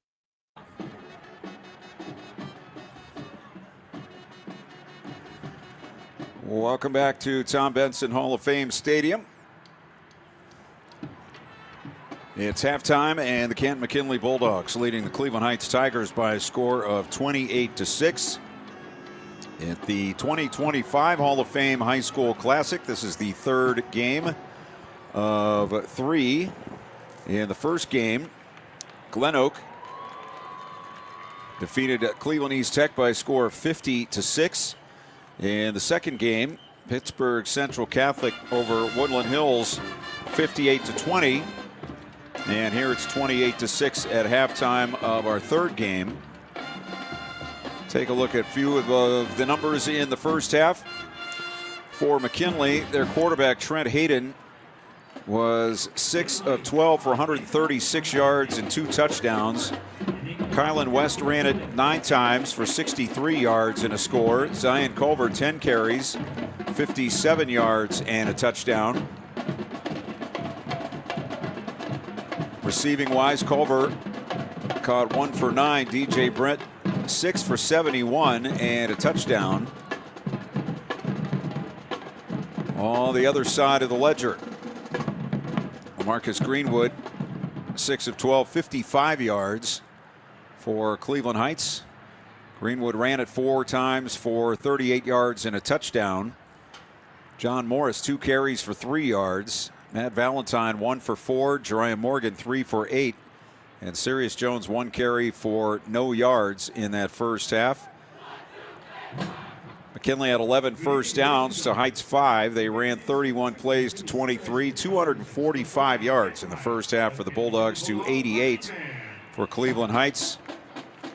3 penalties for 28 for the Tigers, 4 for 30 for the Bulldogs, and Heights had the only turnover of the first half, that late lateral that got away that led to McKinley's last touchdown before halftime. So they took a 28-6 lead. Clint Scroggs here with Brian Beatty and Ryan Bevere. Be sure and check out Ryan's work after the game on Facebook, Instagram, and X. And you can follow us all season long on those outlets. And you can catch the games live and archived on YouTube as well, which is great to go back and to be able to watch those games unfold, actually listen to them unfold on YouTube. Last night we were at Louisville, and it was a cracking game last night from Louisville between the Leopards and the Northwest Indians. Eventually taken by the Leopards, and I know you were excited about what you saw out of Louisville. I thought those were 2 evenly matched teams, and it was basically one big play in the third quarter that made the difference. Yeah, absolutely. You know, I think in the past, Louisville in those type of games didn't have that winning mentality, you know, in the second half and especially the fourth quarter. You know, it's always been a tradition at Louisville. You know, you play for 48 minutes or as long as it takes, and I think that's in there. And they had some great senior leadership last night, and they had the big play, and you know, they a couple times they bent, but they didn't break. I think Northwest has a great ball team also. I thought they played really well up front because you know, that's definitely Louisville's strength, but I thought they matched up well. They had a linebacker 34, can't remember his name, but he's a football player, and you know, there's a lot of good opportunity for both of those teams as we go on. Well, other games last night, Marlington got a win at Howland. Central Catholic lost to Orville. Perry at Warren Harding. Perry goes to 3-0 now with Spencer Lino, their new head coach, and a great story there. They've kind of been one of the forgotten teams in the Federal League the last few years, but off to a great start. Yeah, absolutely. You know, you walk into a program, you don't have to worry about toughness, mental toughness, and, you know, physical toughness. Perry has that. Now, you know, they're opening up a little bit. They're using their speed on the outside, and they got some kids who want to play football and get downhill, and that's what they're doing. And they're going to be another good team in the Federal League for sure. Akron East beat Canton South last night. Alliance got a win over Streetsboro. East Canton and Sandy Valley. That game went well into the night. Before East Canton got their 3rd win of the season. So Spider Miller now 3-0. Yeah, good. I'm so happy for Spider Miller, Coach Spider Miller, and East Canton. You know, I think I don't know when the last time they were 3-0, but, you know, they don't have a lot of kids out there, but he's going to get 110% out of every one of them. So, like he tells you might have 13 kids, but he only needs 11, and he gets everything out of them. His father, Hank Miller, was a longtime baseball coach at Canton McKinley, and John Spider Miller was a football assistant here at McKinley for many years and was the head coach for a time, also at Perry, and has been at East Canton for quite a while now, and good to see him having some success. Next week, our Friday night game is scheduled right now as Hoover at Green, and an interesting matchup there. Hoover is off to a great start. Green, record-wise, not so much, but that looks like a good game to me. Yeah, absolutely. I think Green is very, I guess, underrated if you want to say that, but they've played 2 real good ball teams. Indian Valley, I think, is one of the best teams in the state. They just hard-nosed. They only got beat by a touchdown there, and then they played Painesville Riverside, which is always a real good ball team up there, and they got beat by 1. They had a big win last night against Talmadge. I think they'll be ready to go. You know, they're a really good 1-2 team. And in North Canton, you know, we got to see them 2 weeks ago, and they're a very physical, senior-led ball team that I am very impressed with. Their quarterback, you know, has a full year under them, and they played a almost perfect game when we had against Medina the other night. So I think that's going to be a great ball game. Other games on the schedule for Friday night coming are Louisville at Marlington. That will be the game on AM 1310 WDPN with Sam Berkwin and Caleb Norick on the call.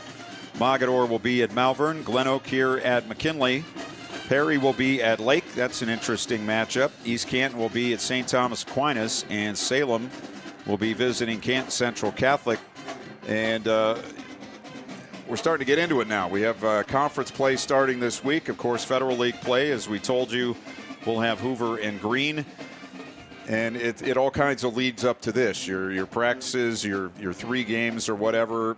Now it's time to get into the conference and see who's got what. Yeah, absolutely. And I think, the Federal League, once again, is one of the top leagues, if not the top league in the state of Ohio. And there's going to be some great matchups week in and week out. It's not, I don't see really any blowouts. I see, good hard-nosed football. And it's going to be interesting how it all plays out come week 10, who's on top. All right, we'll take another timeout, and we'll come back to Tom Benson, Hall of Fame Stadium. It's halftime where Canton McKinley leads Cleveland Heights 28-6. You're listening to High School Football presented by the Sarshone Auto Group on Q92. High school football exemplifies the true meaning of teamwork. At Friends and Family Credit Union, our team of local friendly professionals offer the same true spirit for our members. With a wide array of products from vehicle loans to personal loans, family secure checking with ID Protect, mortgage, home equity line of credit, and more. For over 60 years, we have the game plan for your financial well-being. Visit any of our 3 convenient locations, online or mobile banking. Now, more than ever, it's time to bring a friend into the family. This is high school football presented by Sarshone Auto Group on Q92 and the Q92 Sports Network.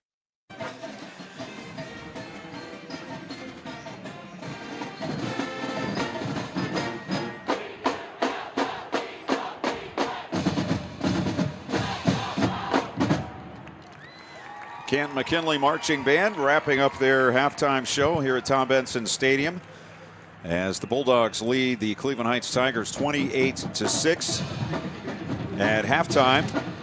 And we left out one team, one great story in high school football in Stark County, and that is the Minerva Lions, the 2-1 Minerva Lions with 2 straight victories. And it's been, I don't know when the last time was they had a 2-game winning streak or even won as many as 2 games in a season.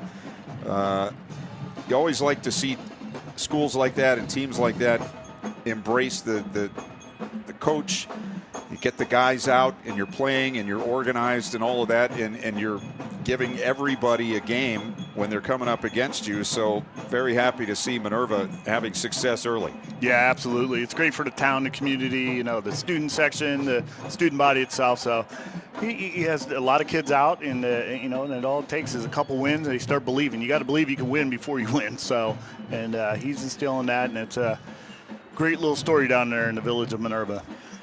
Looking ahead here on our schedule, our Week 5 Friday night game, as scheduled right now, is Lakewood St. Edward at Massillon. That's on September the 19th.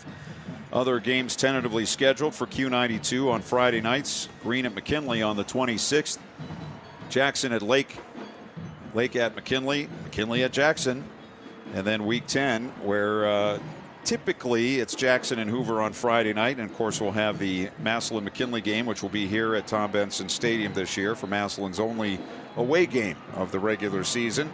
It will be here at the end of October. So a lot of exciting action to come, and those games are tentative.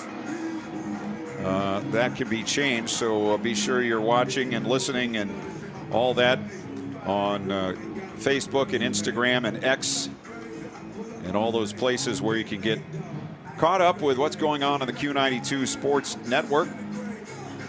Bulldogs are back on the field. We have not seen the Tigers emerge from the tunnel yet. McKinley on top by a 28-6 score.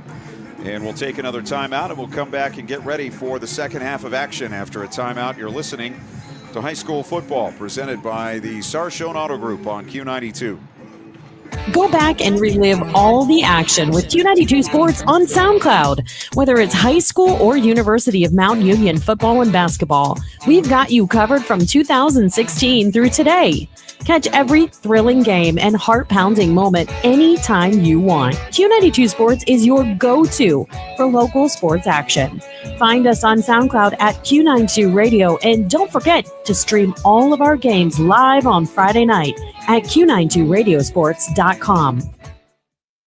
The Q92 Sports Network is your home for the best coverage of high school and Mount Union football and basketball. Be sure you're following us on our social media. Just follow Q92 Sports on Facebook, Instagram, YouTube, X, and Threads. You'll know what games we'll be broadcasting week to week, and we drop photos and videos from all of our high school and Mount Union broadcasts. Be sure to follow Q92 Sports on Facebook, Instagram, YouTube, X, and Threads, and stay connected to the Q92 Sports Network.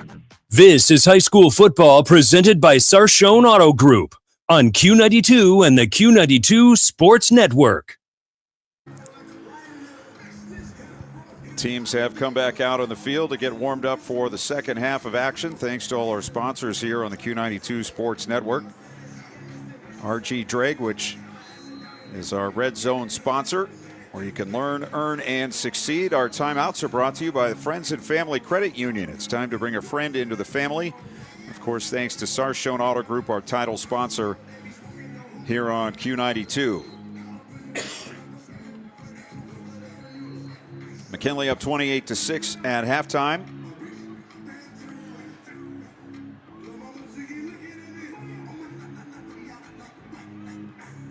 And as we said in the pregame, a nice touch to have these games here.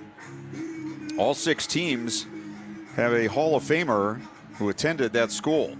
Cleveland Heights, Tom Mack, who was a great NFL offensive guard with the Los Angeles Rams, a Cleveland Heights graduate. Of course, Marion Motley from Canton McKinley in the Hall of Fame. Woodland Hills, which played Pittsburgh Central Catholic earlier today. Woodland Hills, the alma mater of Jason Taylor. Pittsburgh Central Catholic, the alma mater of Dan Marino. And in our first game, Cleveland East Tech, who has a Hall of Famer, Bob Brown, and was a very stout offensive lineman in the 60s and 70s. And Glen Oak, of course, with Dan Deerdorf. And the tradition with him and Stark County football. So a really nice touch by the Hall of Fame. We talked about it earlier about how hopefully this can continue and build, and we can see some teams that we might not normally see here on the Benson Stadium field. Yeah, I was listening to an interview earlier in the week, and it's going to take, another year, 2 years till you can get scheduled. Usually schedules are, made out in advance, 2-3 years in advance. So they're going to try, bring in some more PA teams, West Virginia, Indiana, and even further down. And what a great opportunity for these kids to come see the Hall of Fame. If they have their former teammate that's still around, if they can come and show up, and then they come into Stark County and they go visit the schools and talk to they have a great education program here at the Hall of Fame, and the Hall of Famers love giving back to the community, and that's super. Yeah, they've started what they call the Hall of Famer residency program, and so the player will come in and he'll basically spend 2 or 3 days in town, and he'll go to a charity. He'll help, bag groceries. He'll talk to kids at school. He will meet with firefighters or police or something like that, and just get them out into the community. I don't know how many they've had so far, but I'd say probably a dozen or more have been back in town. Yeah. Just kind of getting them out into the community, which is another great idea that the Hall has had this year. Yeah, absolutely. It's neat. I have relative family down in Kentucky, and they just in awe of the Hall of Fame. Then they hear about these players just walking around. You can meet them and talk to them like it's nothing. I mean, these guys are the best of the best. They're idolized, and it's kind of neat. And we are blessed to have this so close. McKinley will get the ball to start the second half. They have a 28-6 lead as the teams come back out to get ready for the second half kickoff. Not quite as fast as last night's game with our 40-minute first half between Louisville and Northwest. Yeah, the slowest part of that game was halftime, really. Basically, yeah. Between the band shows and the presentation of the state championship rings to the Louisville basketball players. Congratulations again to them. Kickoff coming.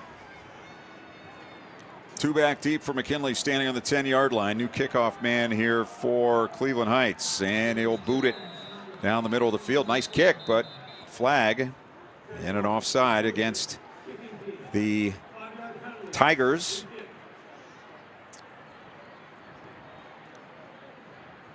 So that is their fourth penalty now for 33 yards. McKinley 4 for 30 in the first half. Let's see that kickoff man. Left-footed, straight-on kicker is what it looked like to me. Yeah, he might have the steel toe on. Lou the Toe Groza. Another Hall of Famer. When they used to wear the flat-toed shoe, or they used to tie a rope around the front of the shoe to pull the toe up. Here's a kickoff down to the 15-yard line, juggled and finally taken. And that's going to be Finn trying to get outside to the left, and he's dragged down on a nice tackle at the 21-yard line. So good coverage after the deep kickoff. I believe that tackle was by Jariah Morgan, Jr., making the play on special teams. So from the 21-yard line, 1st and 10.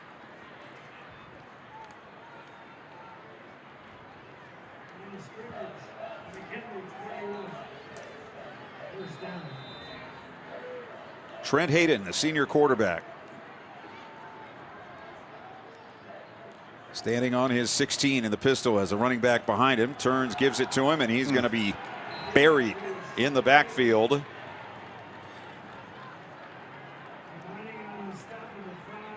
Ball carrier was Shad Davis for McKinley, and nobody did him any favors on his side of the football, as there were 3 or 4 in the backfield just as soon as he got the ball. They lose 3 on the play. The old lookout block there. Look out, because they're coming. 2 receivers near side, split out to the left, and a wing to that side of the field. Now Finn goes in motion. They flip him the ball forward on the sweep far side across the 25 and out of bounds into the Heights bench, short of the 30. They're going to put him on the 28-yard line. So it'll be 3rd down and about 3 here for the Bulldogs. Just underway, second half. McKinley on top 28-6, looking for their second victory in 3 attempts. Cleveland Heights looking for their first W of the season. Again with a 2 to the near side, 1 out to the left, wing left. Hayden back, throws the slant, caught, and it's a 1st down out to the 34-yard line. Elijah Finn with another catch. And the Bulldogs will move the chains. Their 12th 1st down of the evening.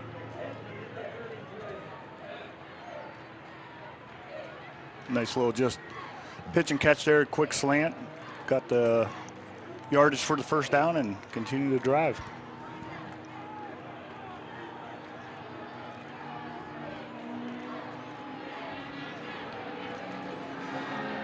On 1st down, another throw out across the 40-yard line to the 41-yard line. That's going to be about an 8-yard gain. On the catch of the short throw out to the left. Lee with the catch.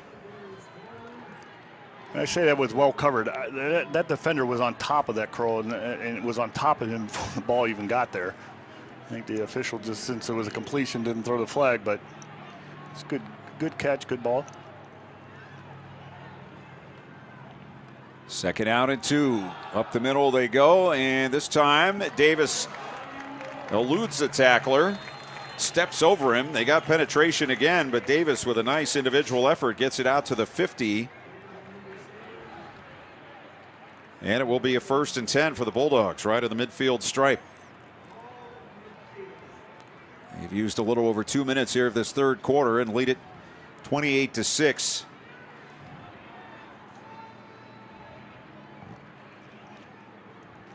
This time they'll go with the 2 out to the wide side, the left side of the offense, 1 to the near side right, wing left, and Davis in the backfield. It's going to be a throw fade to the near sideline, incomplete. Like Britt had a handful of the shirts of the defender who may have protested too much. It's going to be penalty against Cleveland Heights.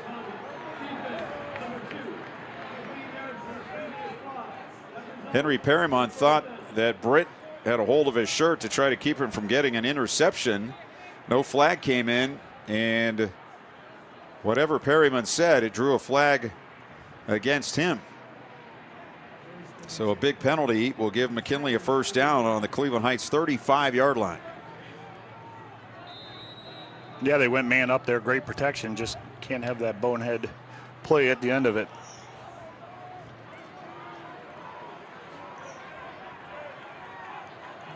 So on 1st and 10, 2 out to the left, 1 to the near side. Hayden turns, gives it to Davis, starts left, cuts back right. Big room inside the 25. Flag down on the 21-yard line, goes down the running back. Might have a hold here downfield. Yeah, great run, great cutback.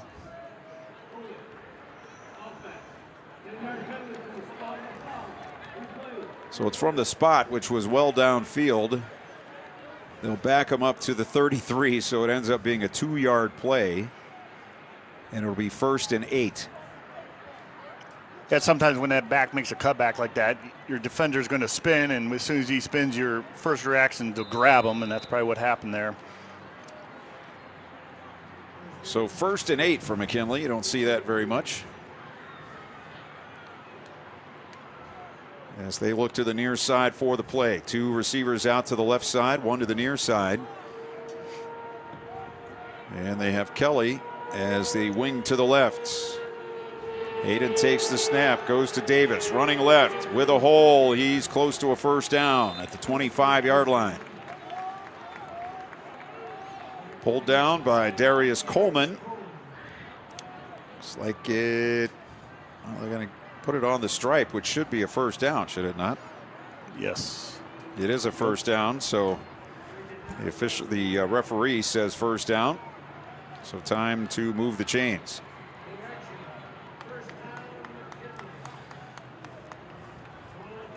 I think he got a pretty favorable spot there to put it on the 25, which is where it is. 1st and 10. 8.5 to go in the third quarter. McKinley up 28-6 and driving. Hayden turns, gives it off, and another hit in the backfield, and this time the ball carry will go down back on the 28-yard line.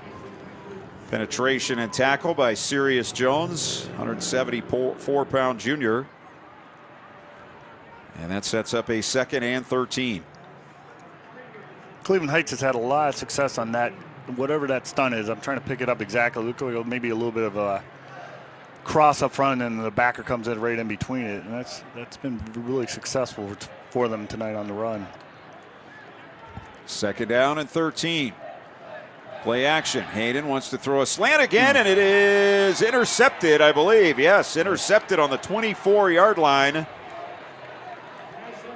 by Darius Coleman, who stepped in front of the receiver, and the ball hit him right in the chest, and he goes down on the 24. So the first turnover of the night against the Bulldogs, each team now with 1. And the Tigers defense turns McKinley away with 7:47 to go in the third quarter. Yeah, ran a slant there, and you can't throw the slant behind. If we would have led the receiver just another step, it would have been a big play, but as soon as you throw it behind that defender's right there, it went right into his belly.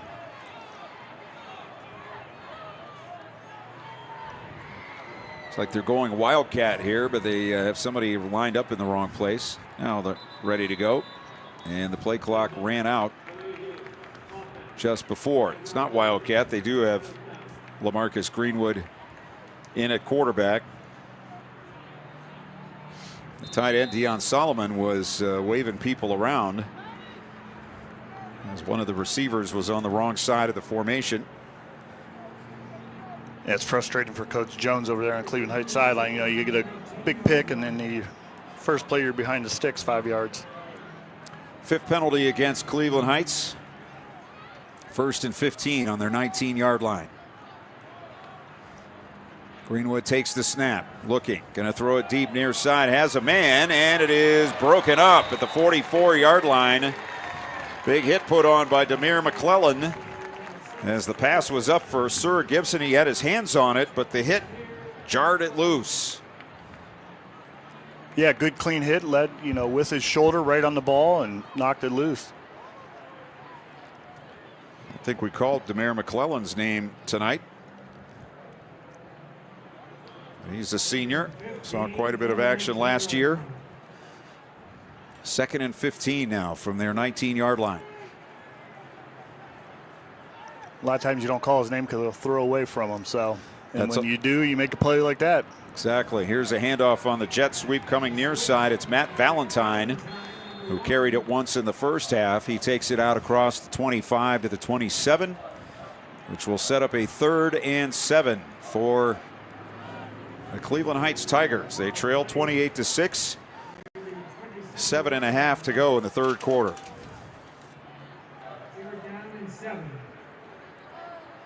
Empty backfield now for Greenwood. First time tonight. 3 wide to the right, 2 to the near side. They look to the far sideline for the play. Still 12 on the play clock. Snap back. Quick throw over the middle. Caught by Alameen, trying to battle for the first down, but he's dragged backwards a couple of yards short. They'll pull him back at the 32-yard line. And DeJuan Robinson with another tackle for McKinley. So they were just stronger than the ball carrier there. And on 4th and 2 on their own 32, it looks like the Tigers will send the punt team on.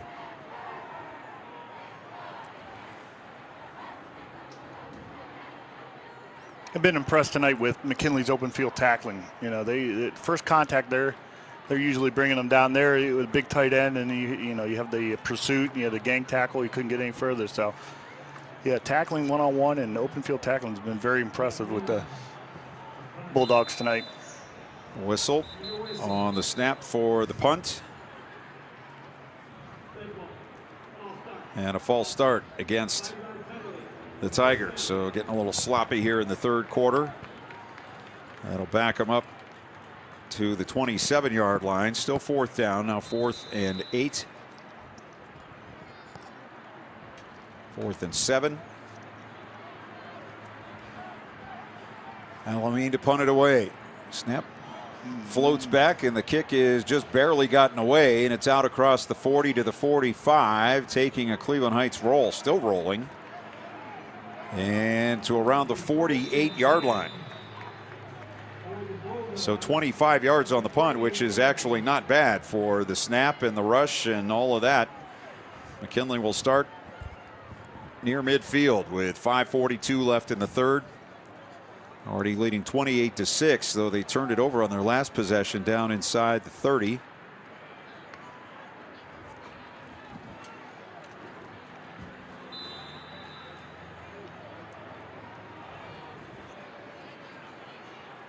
Two wideouts near side, one out to the left. Trent Hayden, the senior quarterback, brings a man in motion, pitches it to him, running around the left end and dragged down for a loss. Back inside at the 46, maybe the 45-yard line. Tackle on the play by Jeria Morgan. And they will lose 3 yards on that play. The Bulldogs really haven't been able to get the running game going tonight. No, they've had some nice hard-nosed running in between, just outside the tackles, but the outside sweep really hasn't been there. And a nice stretch on one drive in the first half where they were running at will. But other than that, it's been pretty quiet. Roll to the near side by Hayden. He's going to throw it for the sideline and out of bounds inside the 35-yard line. So it'll be 3rd down and 13 for the Bulldogs. Yeah, didn't have anything there. Smart play by the quarterback, just throwing it out of bounds, and let's get this 3rd down picked up.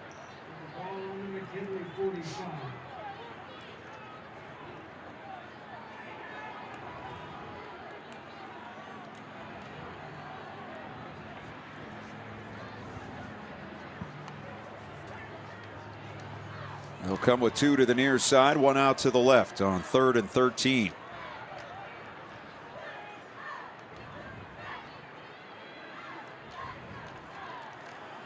Hayden takes the snap, lobs it down the far side. Britt goes up but can't pull it down. Again, the defender made the play. I think that was Darius Coleman. Made the play on the far side of the field, not sure, but in any case, it will be 4th down. So McKinley again gets great field position and unable to do anything with it. And they line up with the offense. The offense still on the field, and Heights trying to run around and get lined up. And now the quarterback steps back, and he's going to punt it. Hayden, they already had a man down there to field the punt. He does on the 23. He's surrounded. Turns back the other way. Now he's got a lane. Henry Perriman up the far side across the 50 and brought down by the quarterback at the 40-yard line. Yeah, they went with the quick kick there, but you got to be aware, being the quarterback there, that if you see someone back, you want to just shank it off to the side, take it down the side. Don't kick it to the return man. You don't have your regular return team in there, to cover, and that you could just tell they were all bunched up in the middle. As soon as you got outside, there was a lane. He did make a nice tackle to save the touchdown there. But, yeah, if you're going to quick kick, you see the guy back, hit it down the sideline, get it out of bounds. So Cleveland Heights at the McKinley 40 with a 1st and 10. 4:36 left in the third. Man comes in motion. They'll hand it to him around the end. 40, 35, and down to the 31-yard line goes Jerea Morgan.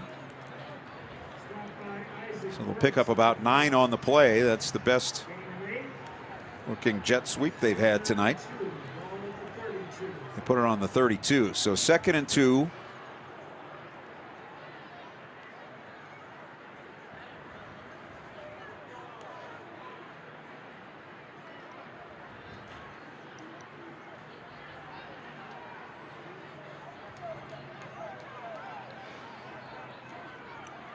And goes in motion to the right. 3 receivers in the formation. Handoff to the right. Elamine is hit immediately by Kayvon Dawkins.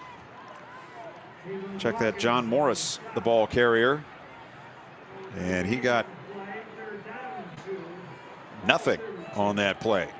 He was hit right at the line of scrimmage and dropped. So it'll be 3rd and 2 here for the Tigers.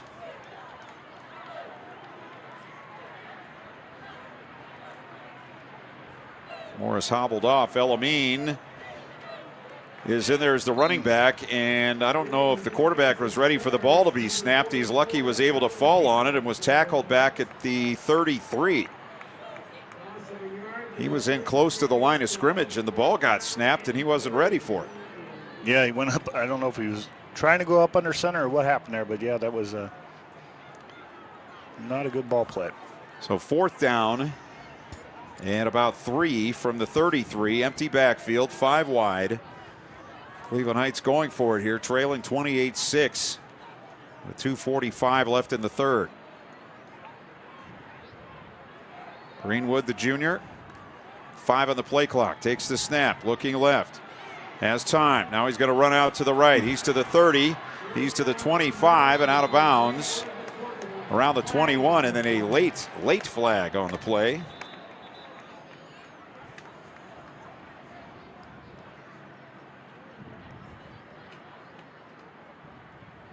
Not sure what that might be. It was well after the play was over.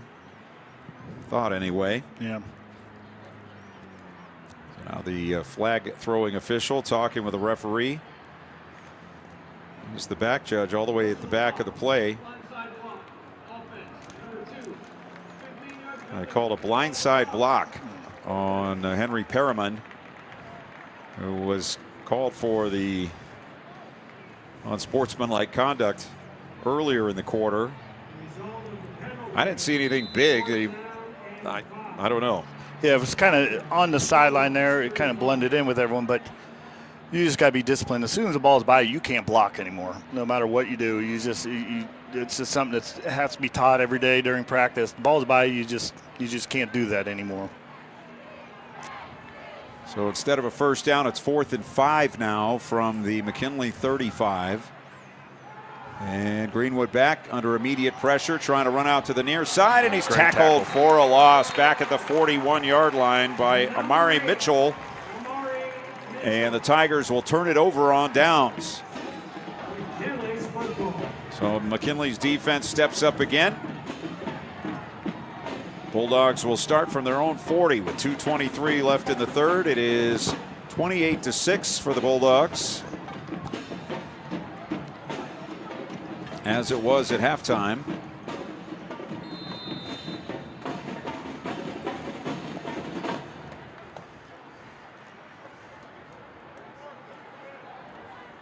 Zion Culver in at the running back position for the Bulldogs, as they look to the near side for the play. Lee is the tight end up on the line of scrimmage, standing up. There's a wing to his left. Outside the tackle, they'll throw out to the far side. Caught by Britt, gets inside the defender and takes it over the 50 and down to the Cleveland Heights 45-yard line.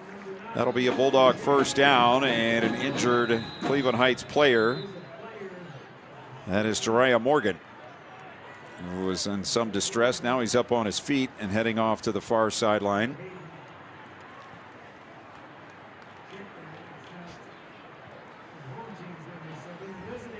And they'll stop him 4 yards from the sideline and take a look at him there.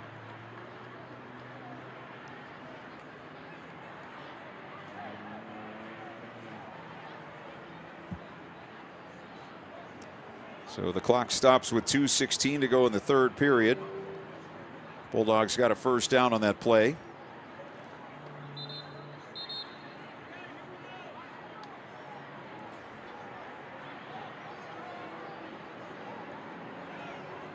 Hayden now 10 of 20 for 156 and a couple of touchdowns, one interception.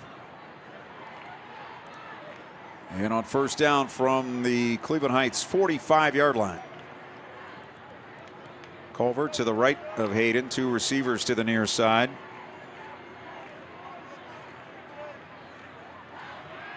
And here is a rollout and a deep throw by Hayden, going deep for Britt, who has it on the 20, and he's down to the 15-yard line. Nice job there by Britt. That's what we call a scramble drill. You see the quarterback in distress, scramble, and you have to either go directly back to the quarterback or take off downfield, and he took off downfield and made a nice catch. Right back to the line of scrimmage. Culver up the middle to the 10, and he runs over a tackler and takes it down to the 7-yard line. Elijah Gosa got in the way. Ryan Bevere tells us it's a right arm injury for Jariah Morgan. He's on the far sideline being tended to, and now Culver up the middle, and he is cut down at the 9-yard line. So it was 2nd and 2, and now it'll be 3rd and 4 from back at the 9 for the Bulldogs. Actually, they spot him on the 8, so 3rd and 3 with a minute to go in the third quarter. McKinley up 28-6. No points here in the third quarter. Kylan West will come in from the near side. He'll line up in the backfield of Culver as a wing to the left. Two receivers out there, and Britt to the near side. Still 10 on the play clock. Back to throw. Another slant near side and almost intercepted again, right into the hands of Henry Perriman, who couldn't hang on. Again, he thought he was being interfered with by the McKinley receiver. That was an ugly looking play. Easily could have been another turnover. So it'll be 4th down now and 3 for McKinley on the 8-yard line. Bulldogs in the R.G. Drake red zone, trying to expand on this 28-6 lead here late in the third. Still looking to the near side for the play. 10 on the play clock. Same formation. And they're going to have to take a timeout. So we'll take it with 36 seconds left in the third. 28-6 McKinley timeout. You're listening to High School Football presented by the Sarshone Auto Group on Q92.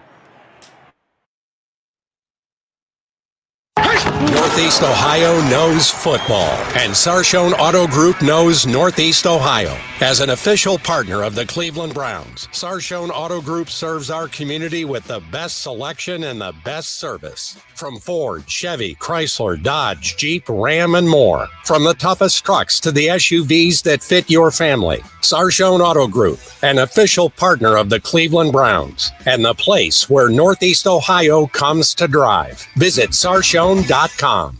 This is high school football presented by Sarshone Auto Group on Q92 and the Q92 Sports Network. Fans have purchased a ticket for the first time for their support of the McKinley football program.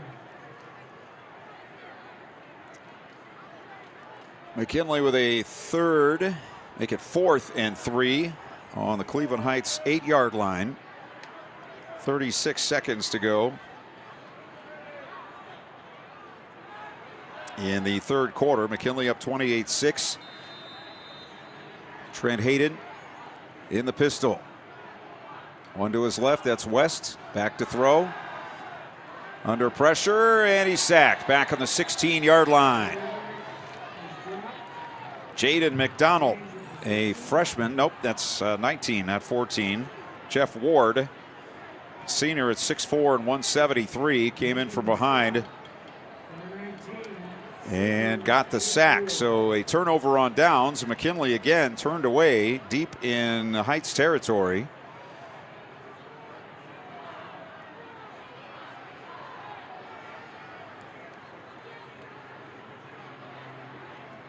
And the Tigers will take over on their 15-yard line, 1st and 10.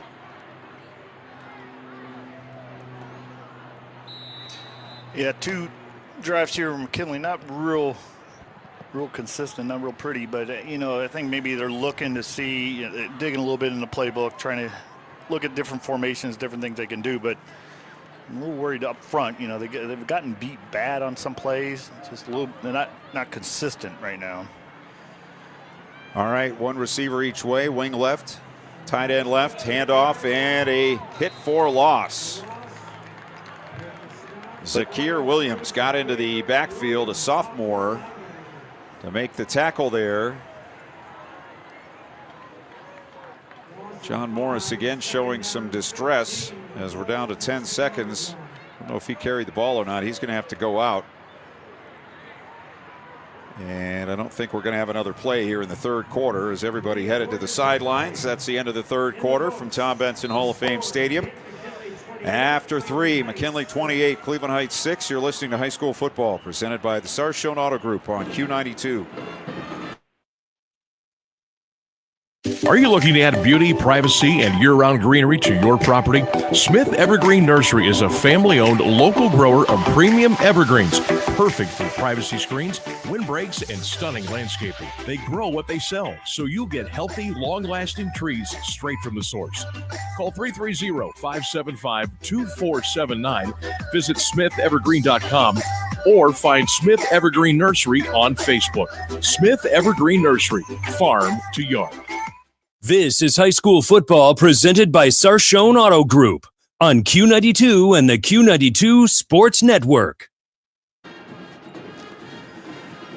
Back at Tom Benson Stadium, Clint Scroggs, Brian Beatty, Ryan Bevere here on Q92 and the Q92 Sports Network. Through 3 quarters, McKinley with 16 first downs to 7 for Cleveland Heights.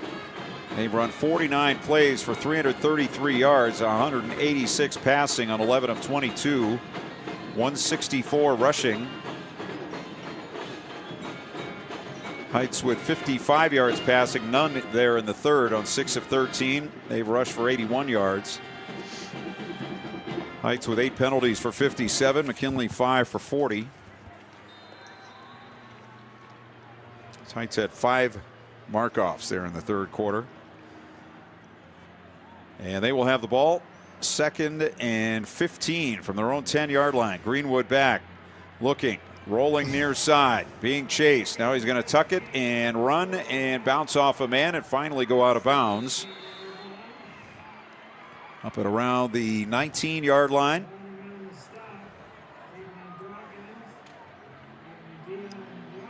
So the gain will pick up about 9 It'll be third down. They'll put it on the 20. Nope, on the 19. So 3rd and 6.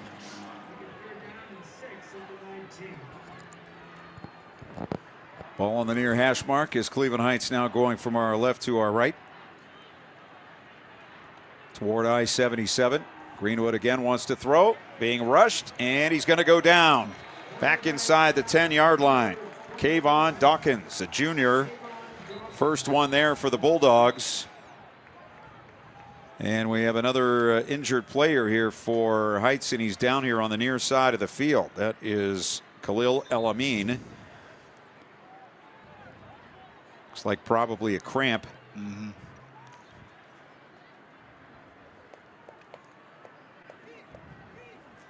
So he's down right around the 50-yard line, all the way on this side of the field. He'll have to, his bench is all the way on the other side of the field, so we have another stoppage. 1 minute into this fourth quarter with McKinley up 28-6.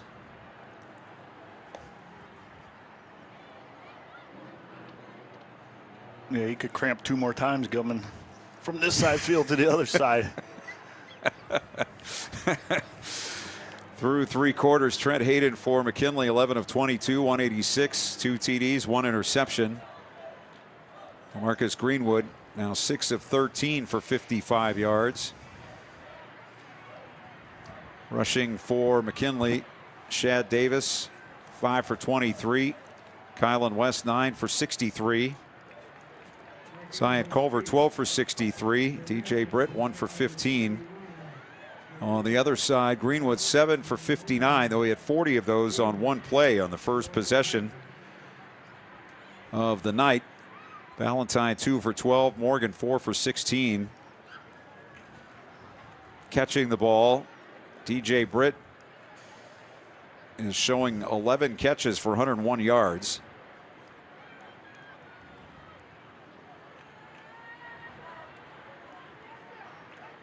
Two for 19 for Morgan, 1 for 31 for Perriman.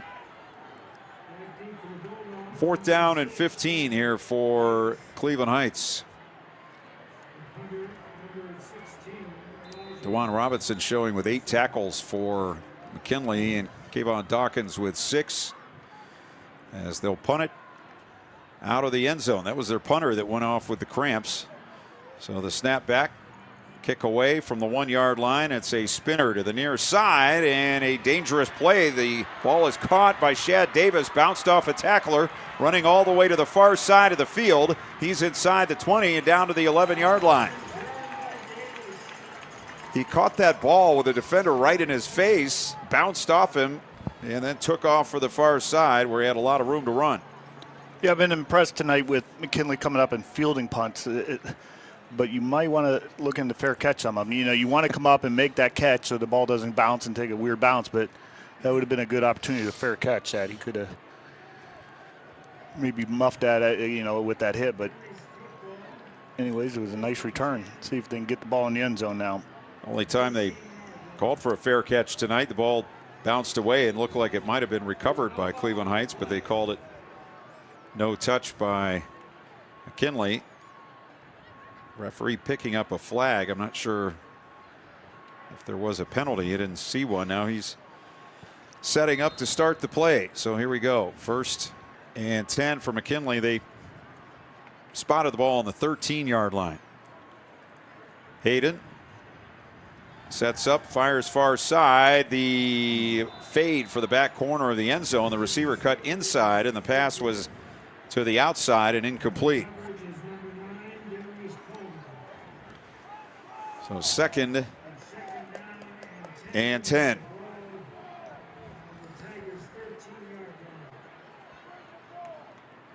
The coaches in the stands yelling for them to run the ball. I would. There's no way I would coach at Canton McKinley. There is no way.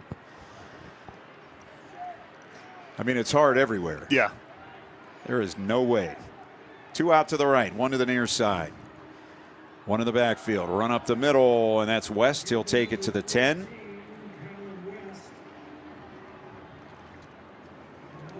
And that's a 3-yard pickup. 3rd down and 7.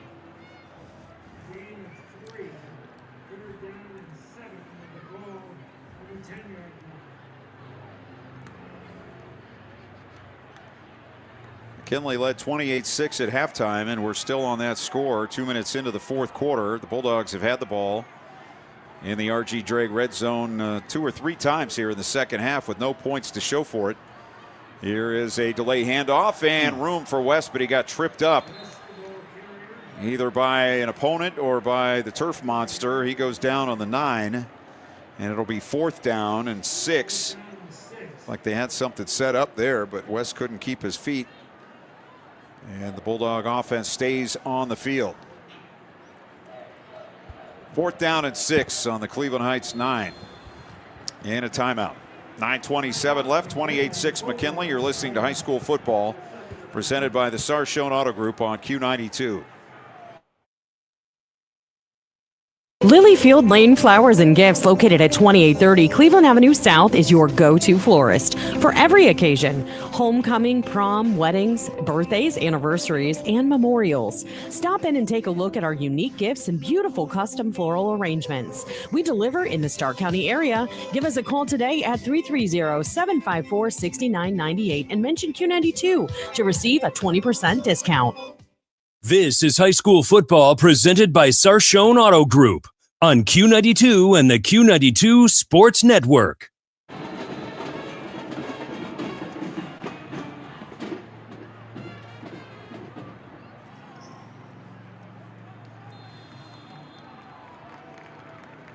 McKinley was setting up for a field goal here out of the timeout, and now a flag comes down from the near side, so we'll wait on that call.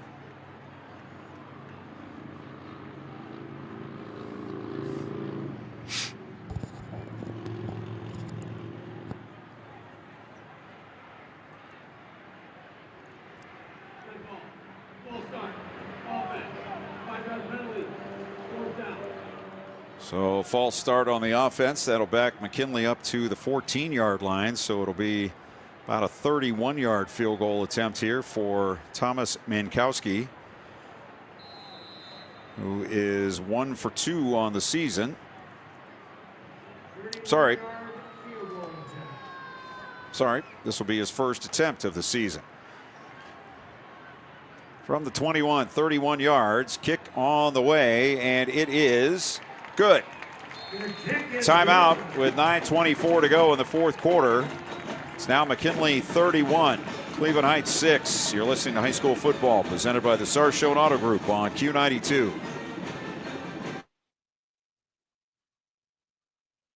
The Q92 Sports Network is your home for the best coverage of high school and Mount Union football and basketball. Be sure you're following us on our social media. Just follow Q92 Sports on Facebook, Instagram, YouTube, X, and Threads. You'll know what games we'll be broadcasting week to week, and we drop photos and videos from all of our high school and Mount Union broadcasts. Be sure to follow Q92 Sports on Facebook, Instagram, YouTube, X, and Threads, and stay connected to the Q92 Sports Network. This is high school football presented by Sarshone Auto Group on Q92 and the Q92 Sports Network. Thomas Mankowski with a 31-yard field goal. He will now kick it off.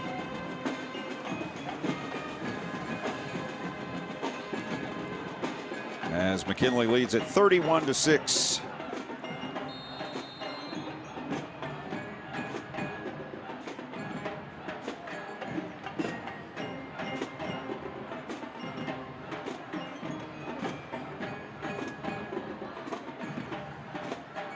And he boots it down the middle of the field. It's going to hit inside the 10 and skip into the end zone.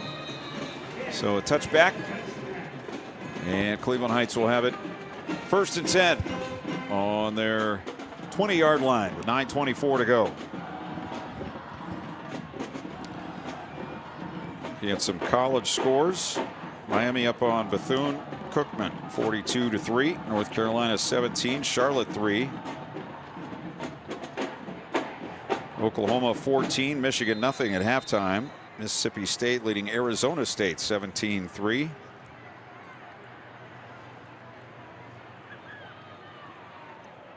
Louisville played last night. Yeah. Beat James Madison. Closer game than I thought it was going to be. James Madison has the quarterback from UNLV that had all the controversy last year. One started off undefeated and wanted to go to NIL. Hey, he left the team in the middle of the season. Here's a long throw by Greenwood coming down at the 45, and it's intercepted. No, incomplete. Looked like it might have been intercepted. The McKinley defender had the inside position. They're celebrating like it's an interception, and the official is standing behind him, waving his arms. It was Isaac Brooks who was running stride for stride with the defender, or the receiver, and the official in the middle of the field called it incomplete. Yeah, he was right on top of it, but excellent coverage. That's perfect teaching for a corner. You don't want to turn your head or your hips too early. He went stride to stride. As soon as that receiver went up is when he made his turn. He had to go full speed and just missed the interception there, but that's a great defensive play. So not a pick, but a 2nd and 10.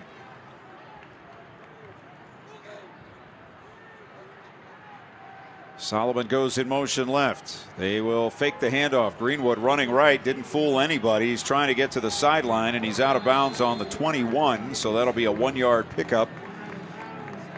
But the Bulldogs did not bite on the fake. Kept their contain on the near side of the field. Set up a 3rd and long.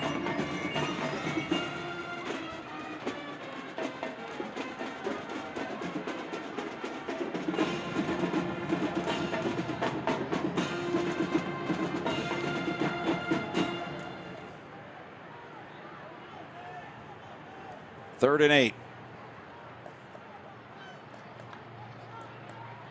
Greenwood back to throw. Near side, caught at the 35-yard line, and that will be a 1st down. Sir Gibson knocked out of bounds.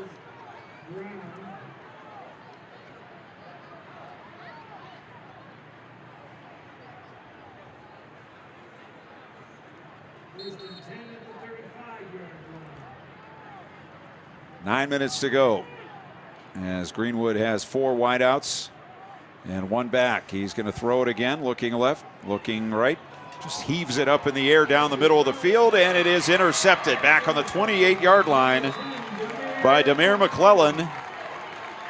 His 2nd big play of the night. And McKinley gets it right back. Have a player down for Cleveland Heights back inside the 25-yard line. That might be the quarterback.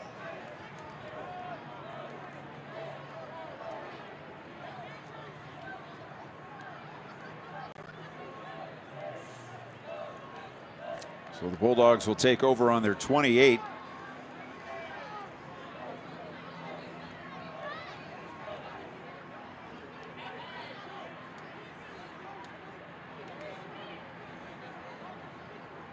As they check on the injured Cleveland Heights player back on the 25-yard line. I think that is Greenwood. He's sitting up.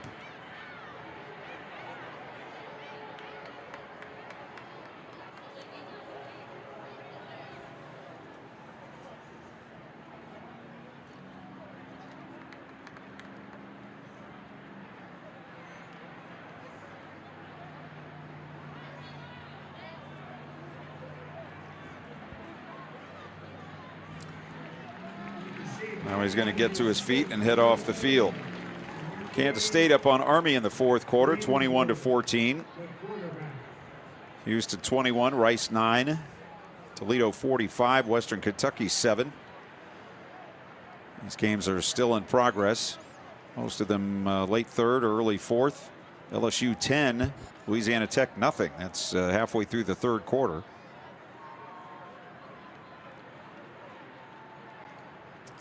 Michigan has scored. It's now 14-7 Oklahoma. Early in the 3rd. I wonder if that was a kickoff return. They're 10 seconds into the 3rd quarter. Nebraska 33, Akron nothing. Michigan State and Boston College tied at 21. 1st and 10, McKinley on their 28-yard line, and they'll run it up the middle for absolutely nothing. Tackle made by Tyler Todd, senior linebacker, right at the line of scrimmage. It was West, the ball carrier. So 2nd and 10. UNLV 23, UCLA nothing. That's in the second quarter. Bruins looking a little rough to start the season. Yeah, they had some high expectations, but that program's went downhill. Purdue 24, Southern Illinois 14. 2nd and 10 here. Back is Hayden. And lofting a bomb down the field on the near side for some reason, and was completely covered up and incomplete. That just is not there. No, nothing was there. You know, only good thing is he threw it more out of bounds, you know, so it wasn't going to be picked. But yeah, just one-on-one, they see the man coverage and they try to take advantage of it, but good coverage by Cleveland Heights.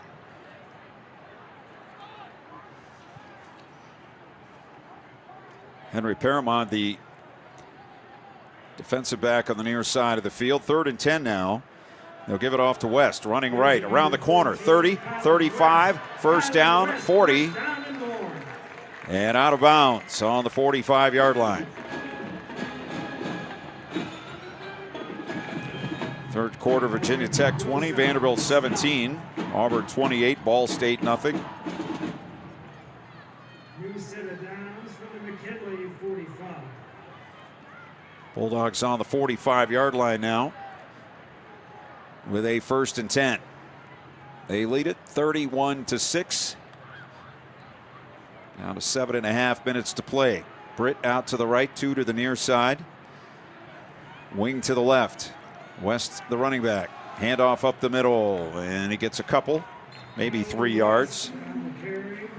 Cyrus Jones on the stop, number 5. Calling a gain of 2, 2nd down. 2-yard pickup, 2nd and 8. Ryan Bevere tells us that the backup quarterback, Asher Wilson, warming up on the far sideline. I thought maybe we'd actually see him a little bit earlier. Yeah, Greenwood has struggled tonight. Missed some open receivers early. Hasn't had much time to throw in the second half. 2nd and 8. 2 on the play clock, and they'll hand it off to West again, running to the left, and he's going to be dropped after another short gain, maybe a yard on the play. Armare Fitzpatrick on the tackle. 280-pound junior holding his ground there and setting up a 3rd down and 7 for the Bulldogs.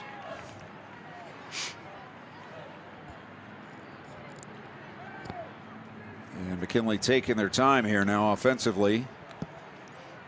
They can afford to with a 31-6 lead and just over 6 minutes left. 2 to the near side, 1 out to the right. Again, the wing right. And again, West, the ball carrier. And again, he gets it, bounces off the pile. Outside to the right, 50, 45, first down, and dragged down from behind. A saving tackle down at the 35-yard line. 17 on the carry for the sophomore Kylan West. Yeah, nice run there. He made contact, kept his feet going, and cut it against the grain and picked up another 5-6 yards.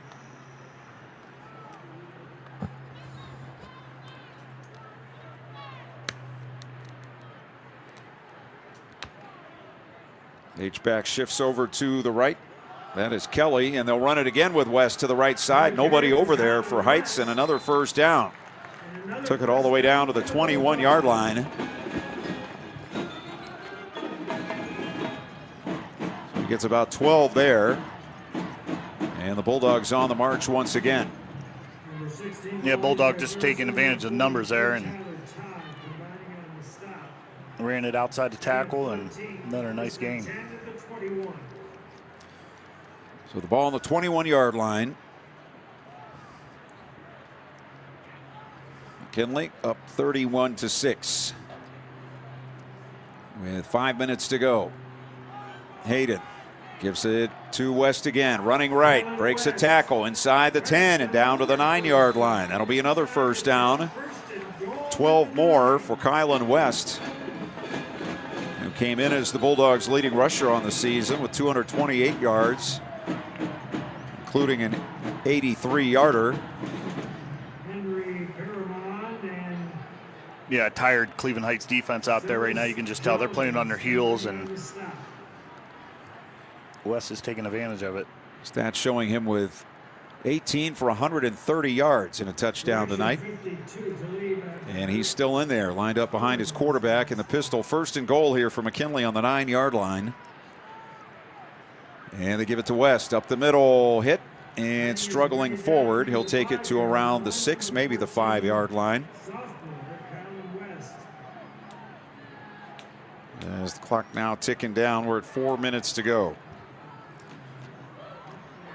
McKinley here for Glen Oak next week, as Federal League play will open. Glen Oak a big winner here earlier today against Cleveland East Tech.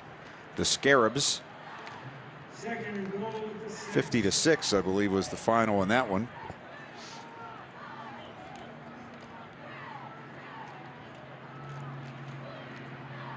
Oh, it's second and goal. West up the middle, takes it to the 5 and to the 4-yard line, brought down by Khalil El Amin. And it will be third and goal from the 4. As the Bulldogs doing just what they want to here, which is to keep the clock running and keep matriculating the ball down the field.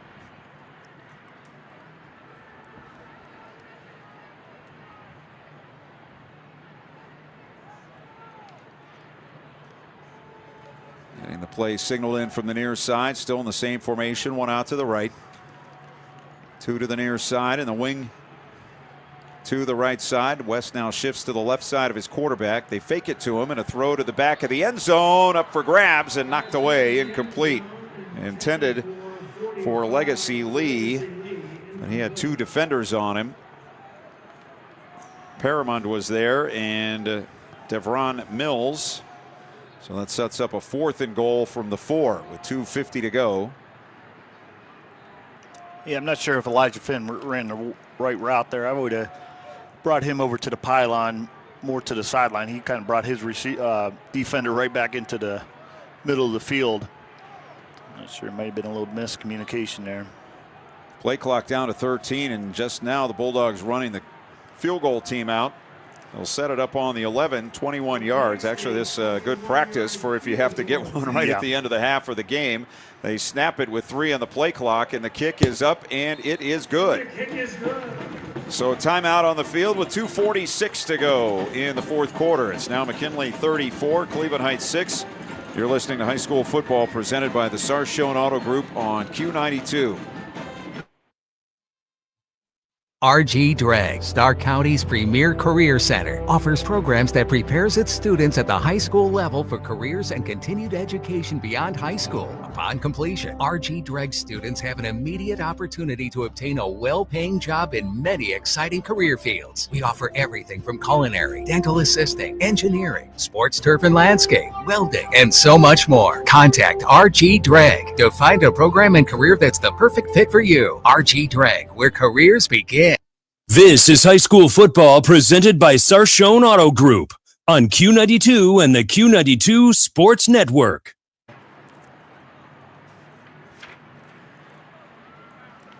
Bulldogs kickoff team coming out on the field after a second field goal on the night by Thomas Mankowski, his first 2 of the season. And McKinley up 34-6. Officially a 22-yarder.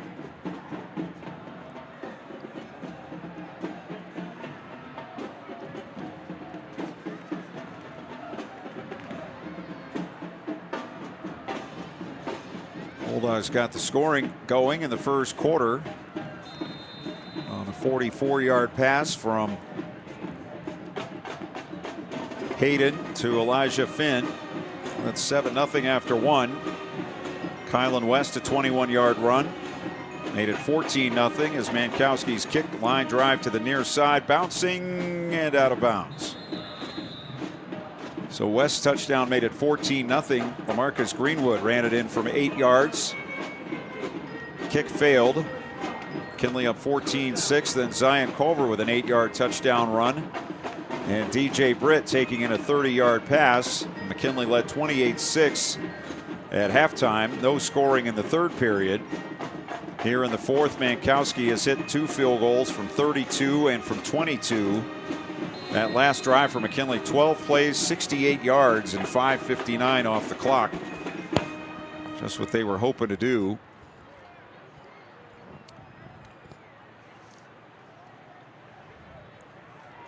And on 1st and 10, it will be the senior quarterback Asher Wilson in the game for Cleveland Heights. Takes the snap, looks, throws over the middle, too high and incomplete. Intended for Sir Gibson on the slant. So 2nd and 10.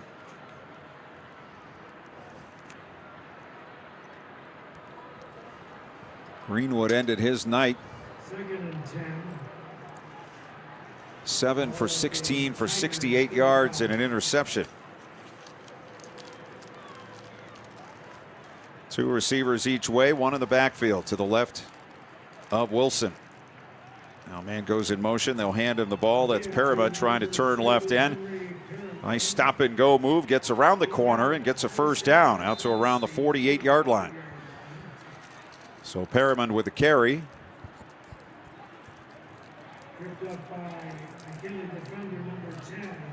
Xander Johnson now coming in for McKinley as a linebacker.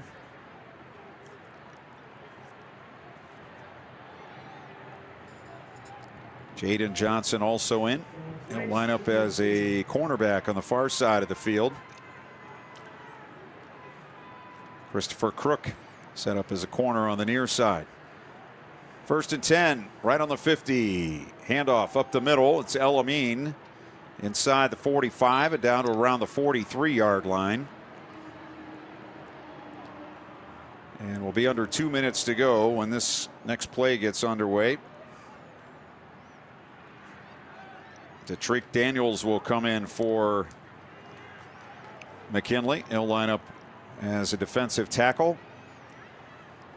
On 2nd down and 3, it's going to be a throw. Wilson out to the left and puts it right on the money to the 36-yard line for a first down.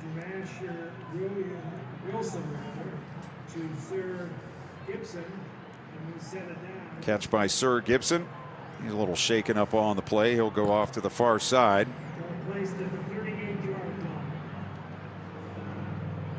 And his place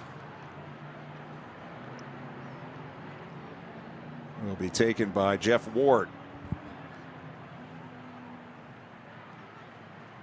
I'm not sure if McKinley had a JV game this week. Sometimes they play earlier in the week if they know they're going to have a Saturday night game, but give some kids some opportunities here.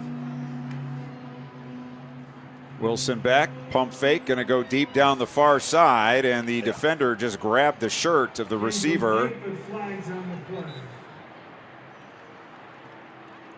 So flags all over the place. That's going to be a defensive holding call at least. Yeah, he was definitely beat. About the only thing he could do there was to grab on and hold on. So it'll be 1st down and 10 for the Tigers on the McKinley 23-yard line is where they finally set the ball down with 1:10 to go. 1st and 10 for Cleveland Heights. Asher Wilson, senior quarterback, has 3 to the near side, 1 out to the left. Wilson back, setting up, looking down the middle, throws in between 2 receivers. He had 2 crossing the field, and the pass went right between them.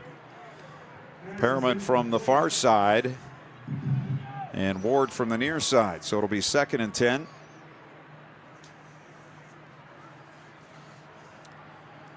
McKinley going to go here to 2-1 on the season. Cleveland Heights will fall to 0-3.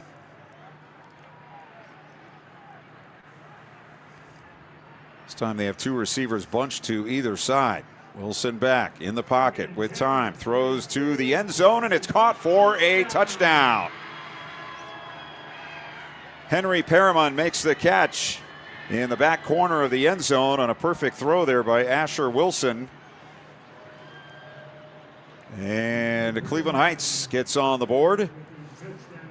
Their second touchdown of the night. The first was on a run by Greenwood. This one on a pass from the 23-yard line. Yeah, really nice ball there by Asher.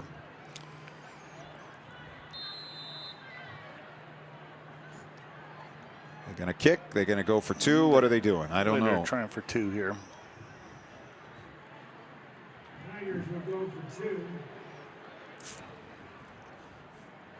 10 on the play clock as they come to the line of scrimmage. Wilson again will have 2 receivers bunched to each side and a running back to his left. As they go for 2, just get it snapped in time, throw to the near side, and well covered and incomplete. Coverage by Marquise Jackson for McKinley on the throw to Dion Solomon. So 59 seconds left. We'll take a timeout. 34-12 for Canton McKinley. You're listening to High School Football presented by the Sarshone Auto Group on Q92.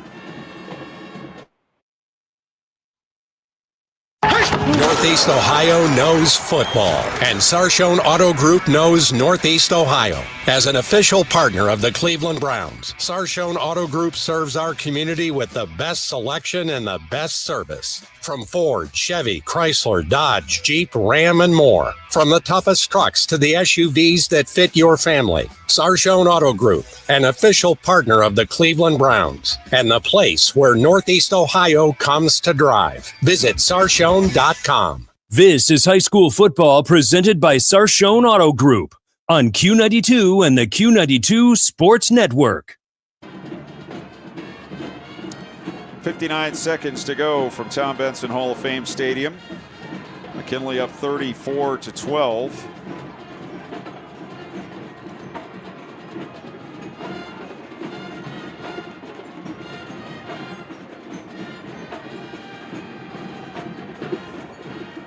McKinley lining up as though it's going to be an onside kick.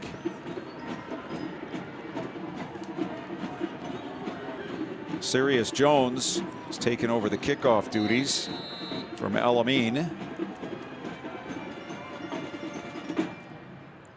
And he boots it straight down the field to the other side. It's going to bounce inside the 10 and trickles out of bounds at the 5-yard line.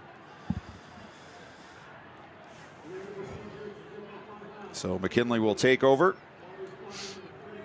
at the 35 with still 59 seconds to go.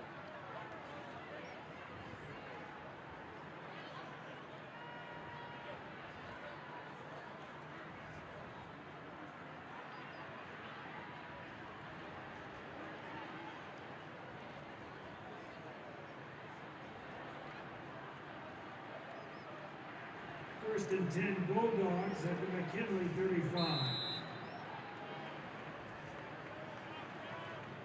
McKinley lining up in the victory formation.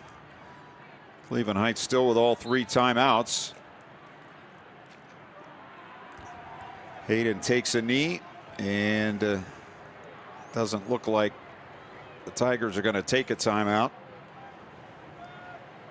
We'll have to do that one more time and then we'll be done.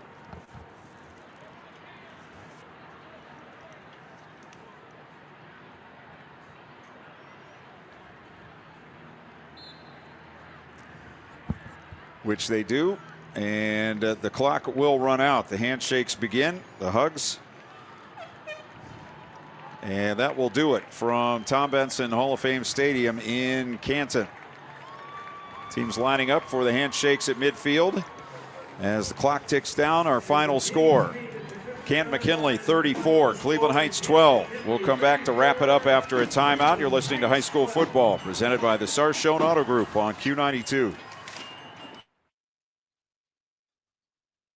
The Q92 Sports Network is your home for the best coverage of high school and Mount Union football and basketball.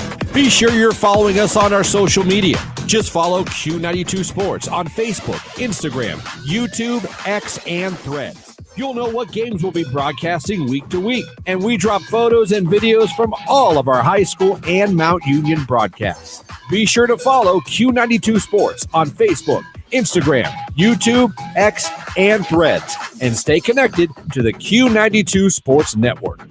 This is high school football presented by Sarshone Auto Group on Q92 and the Q92 Sports Network. Bulldogs win it tonight 34-12 in the finale of the Hall of Fame High School Classic.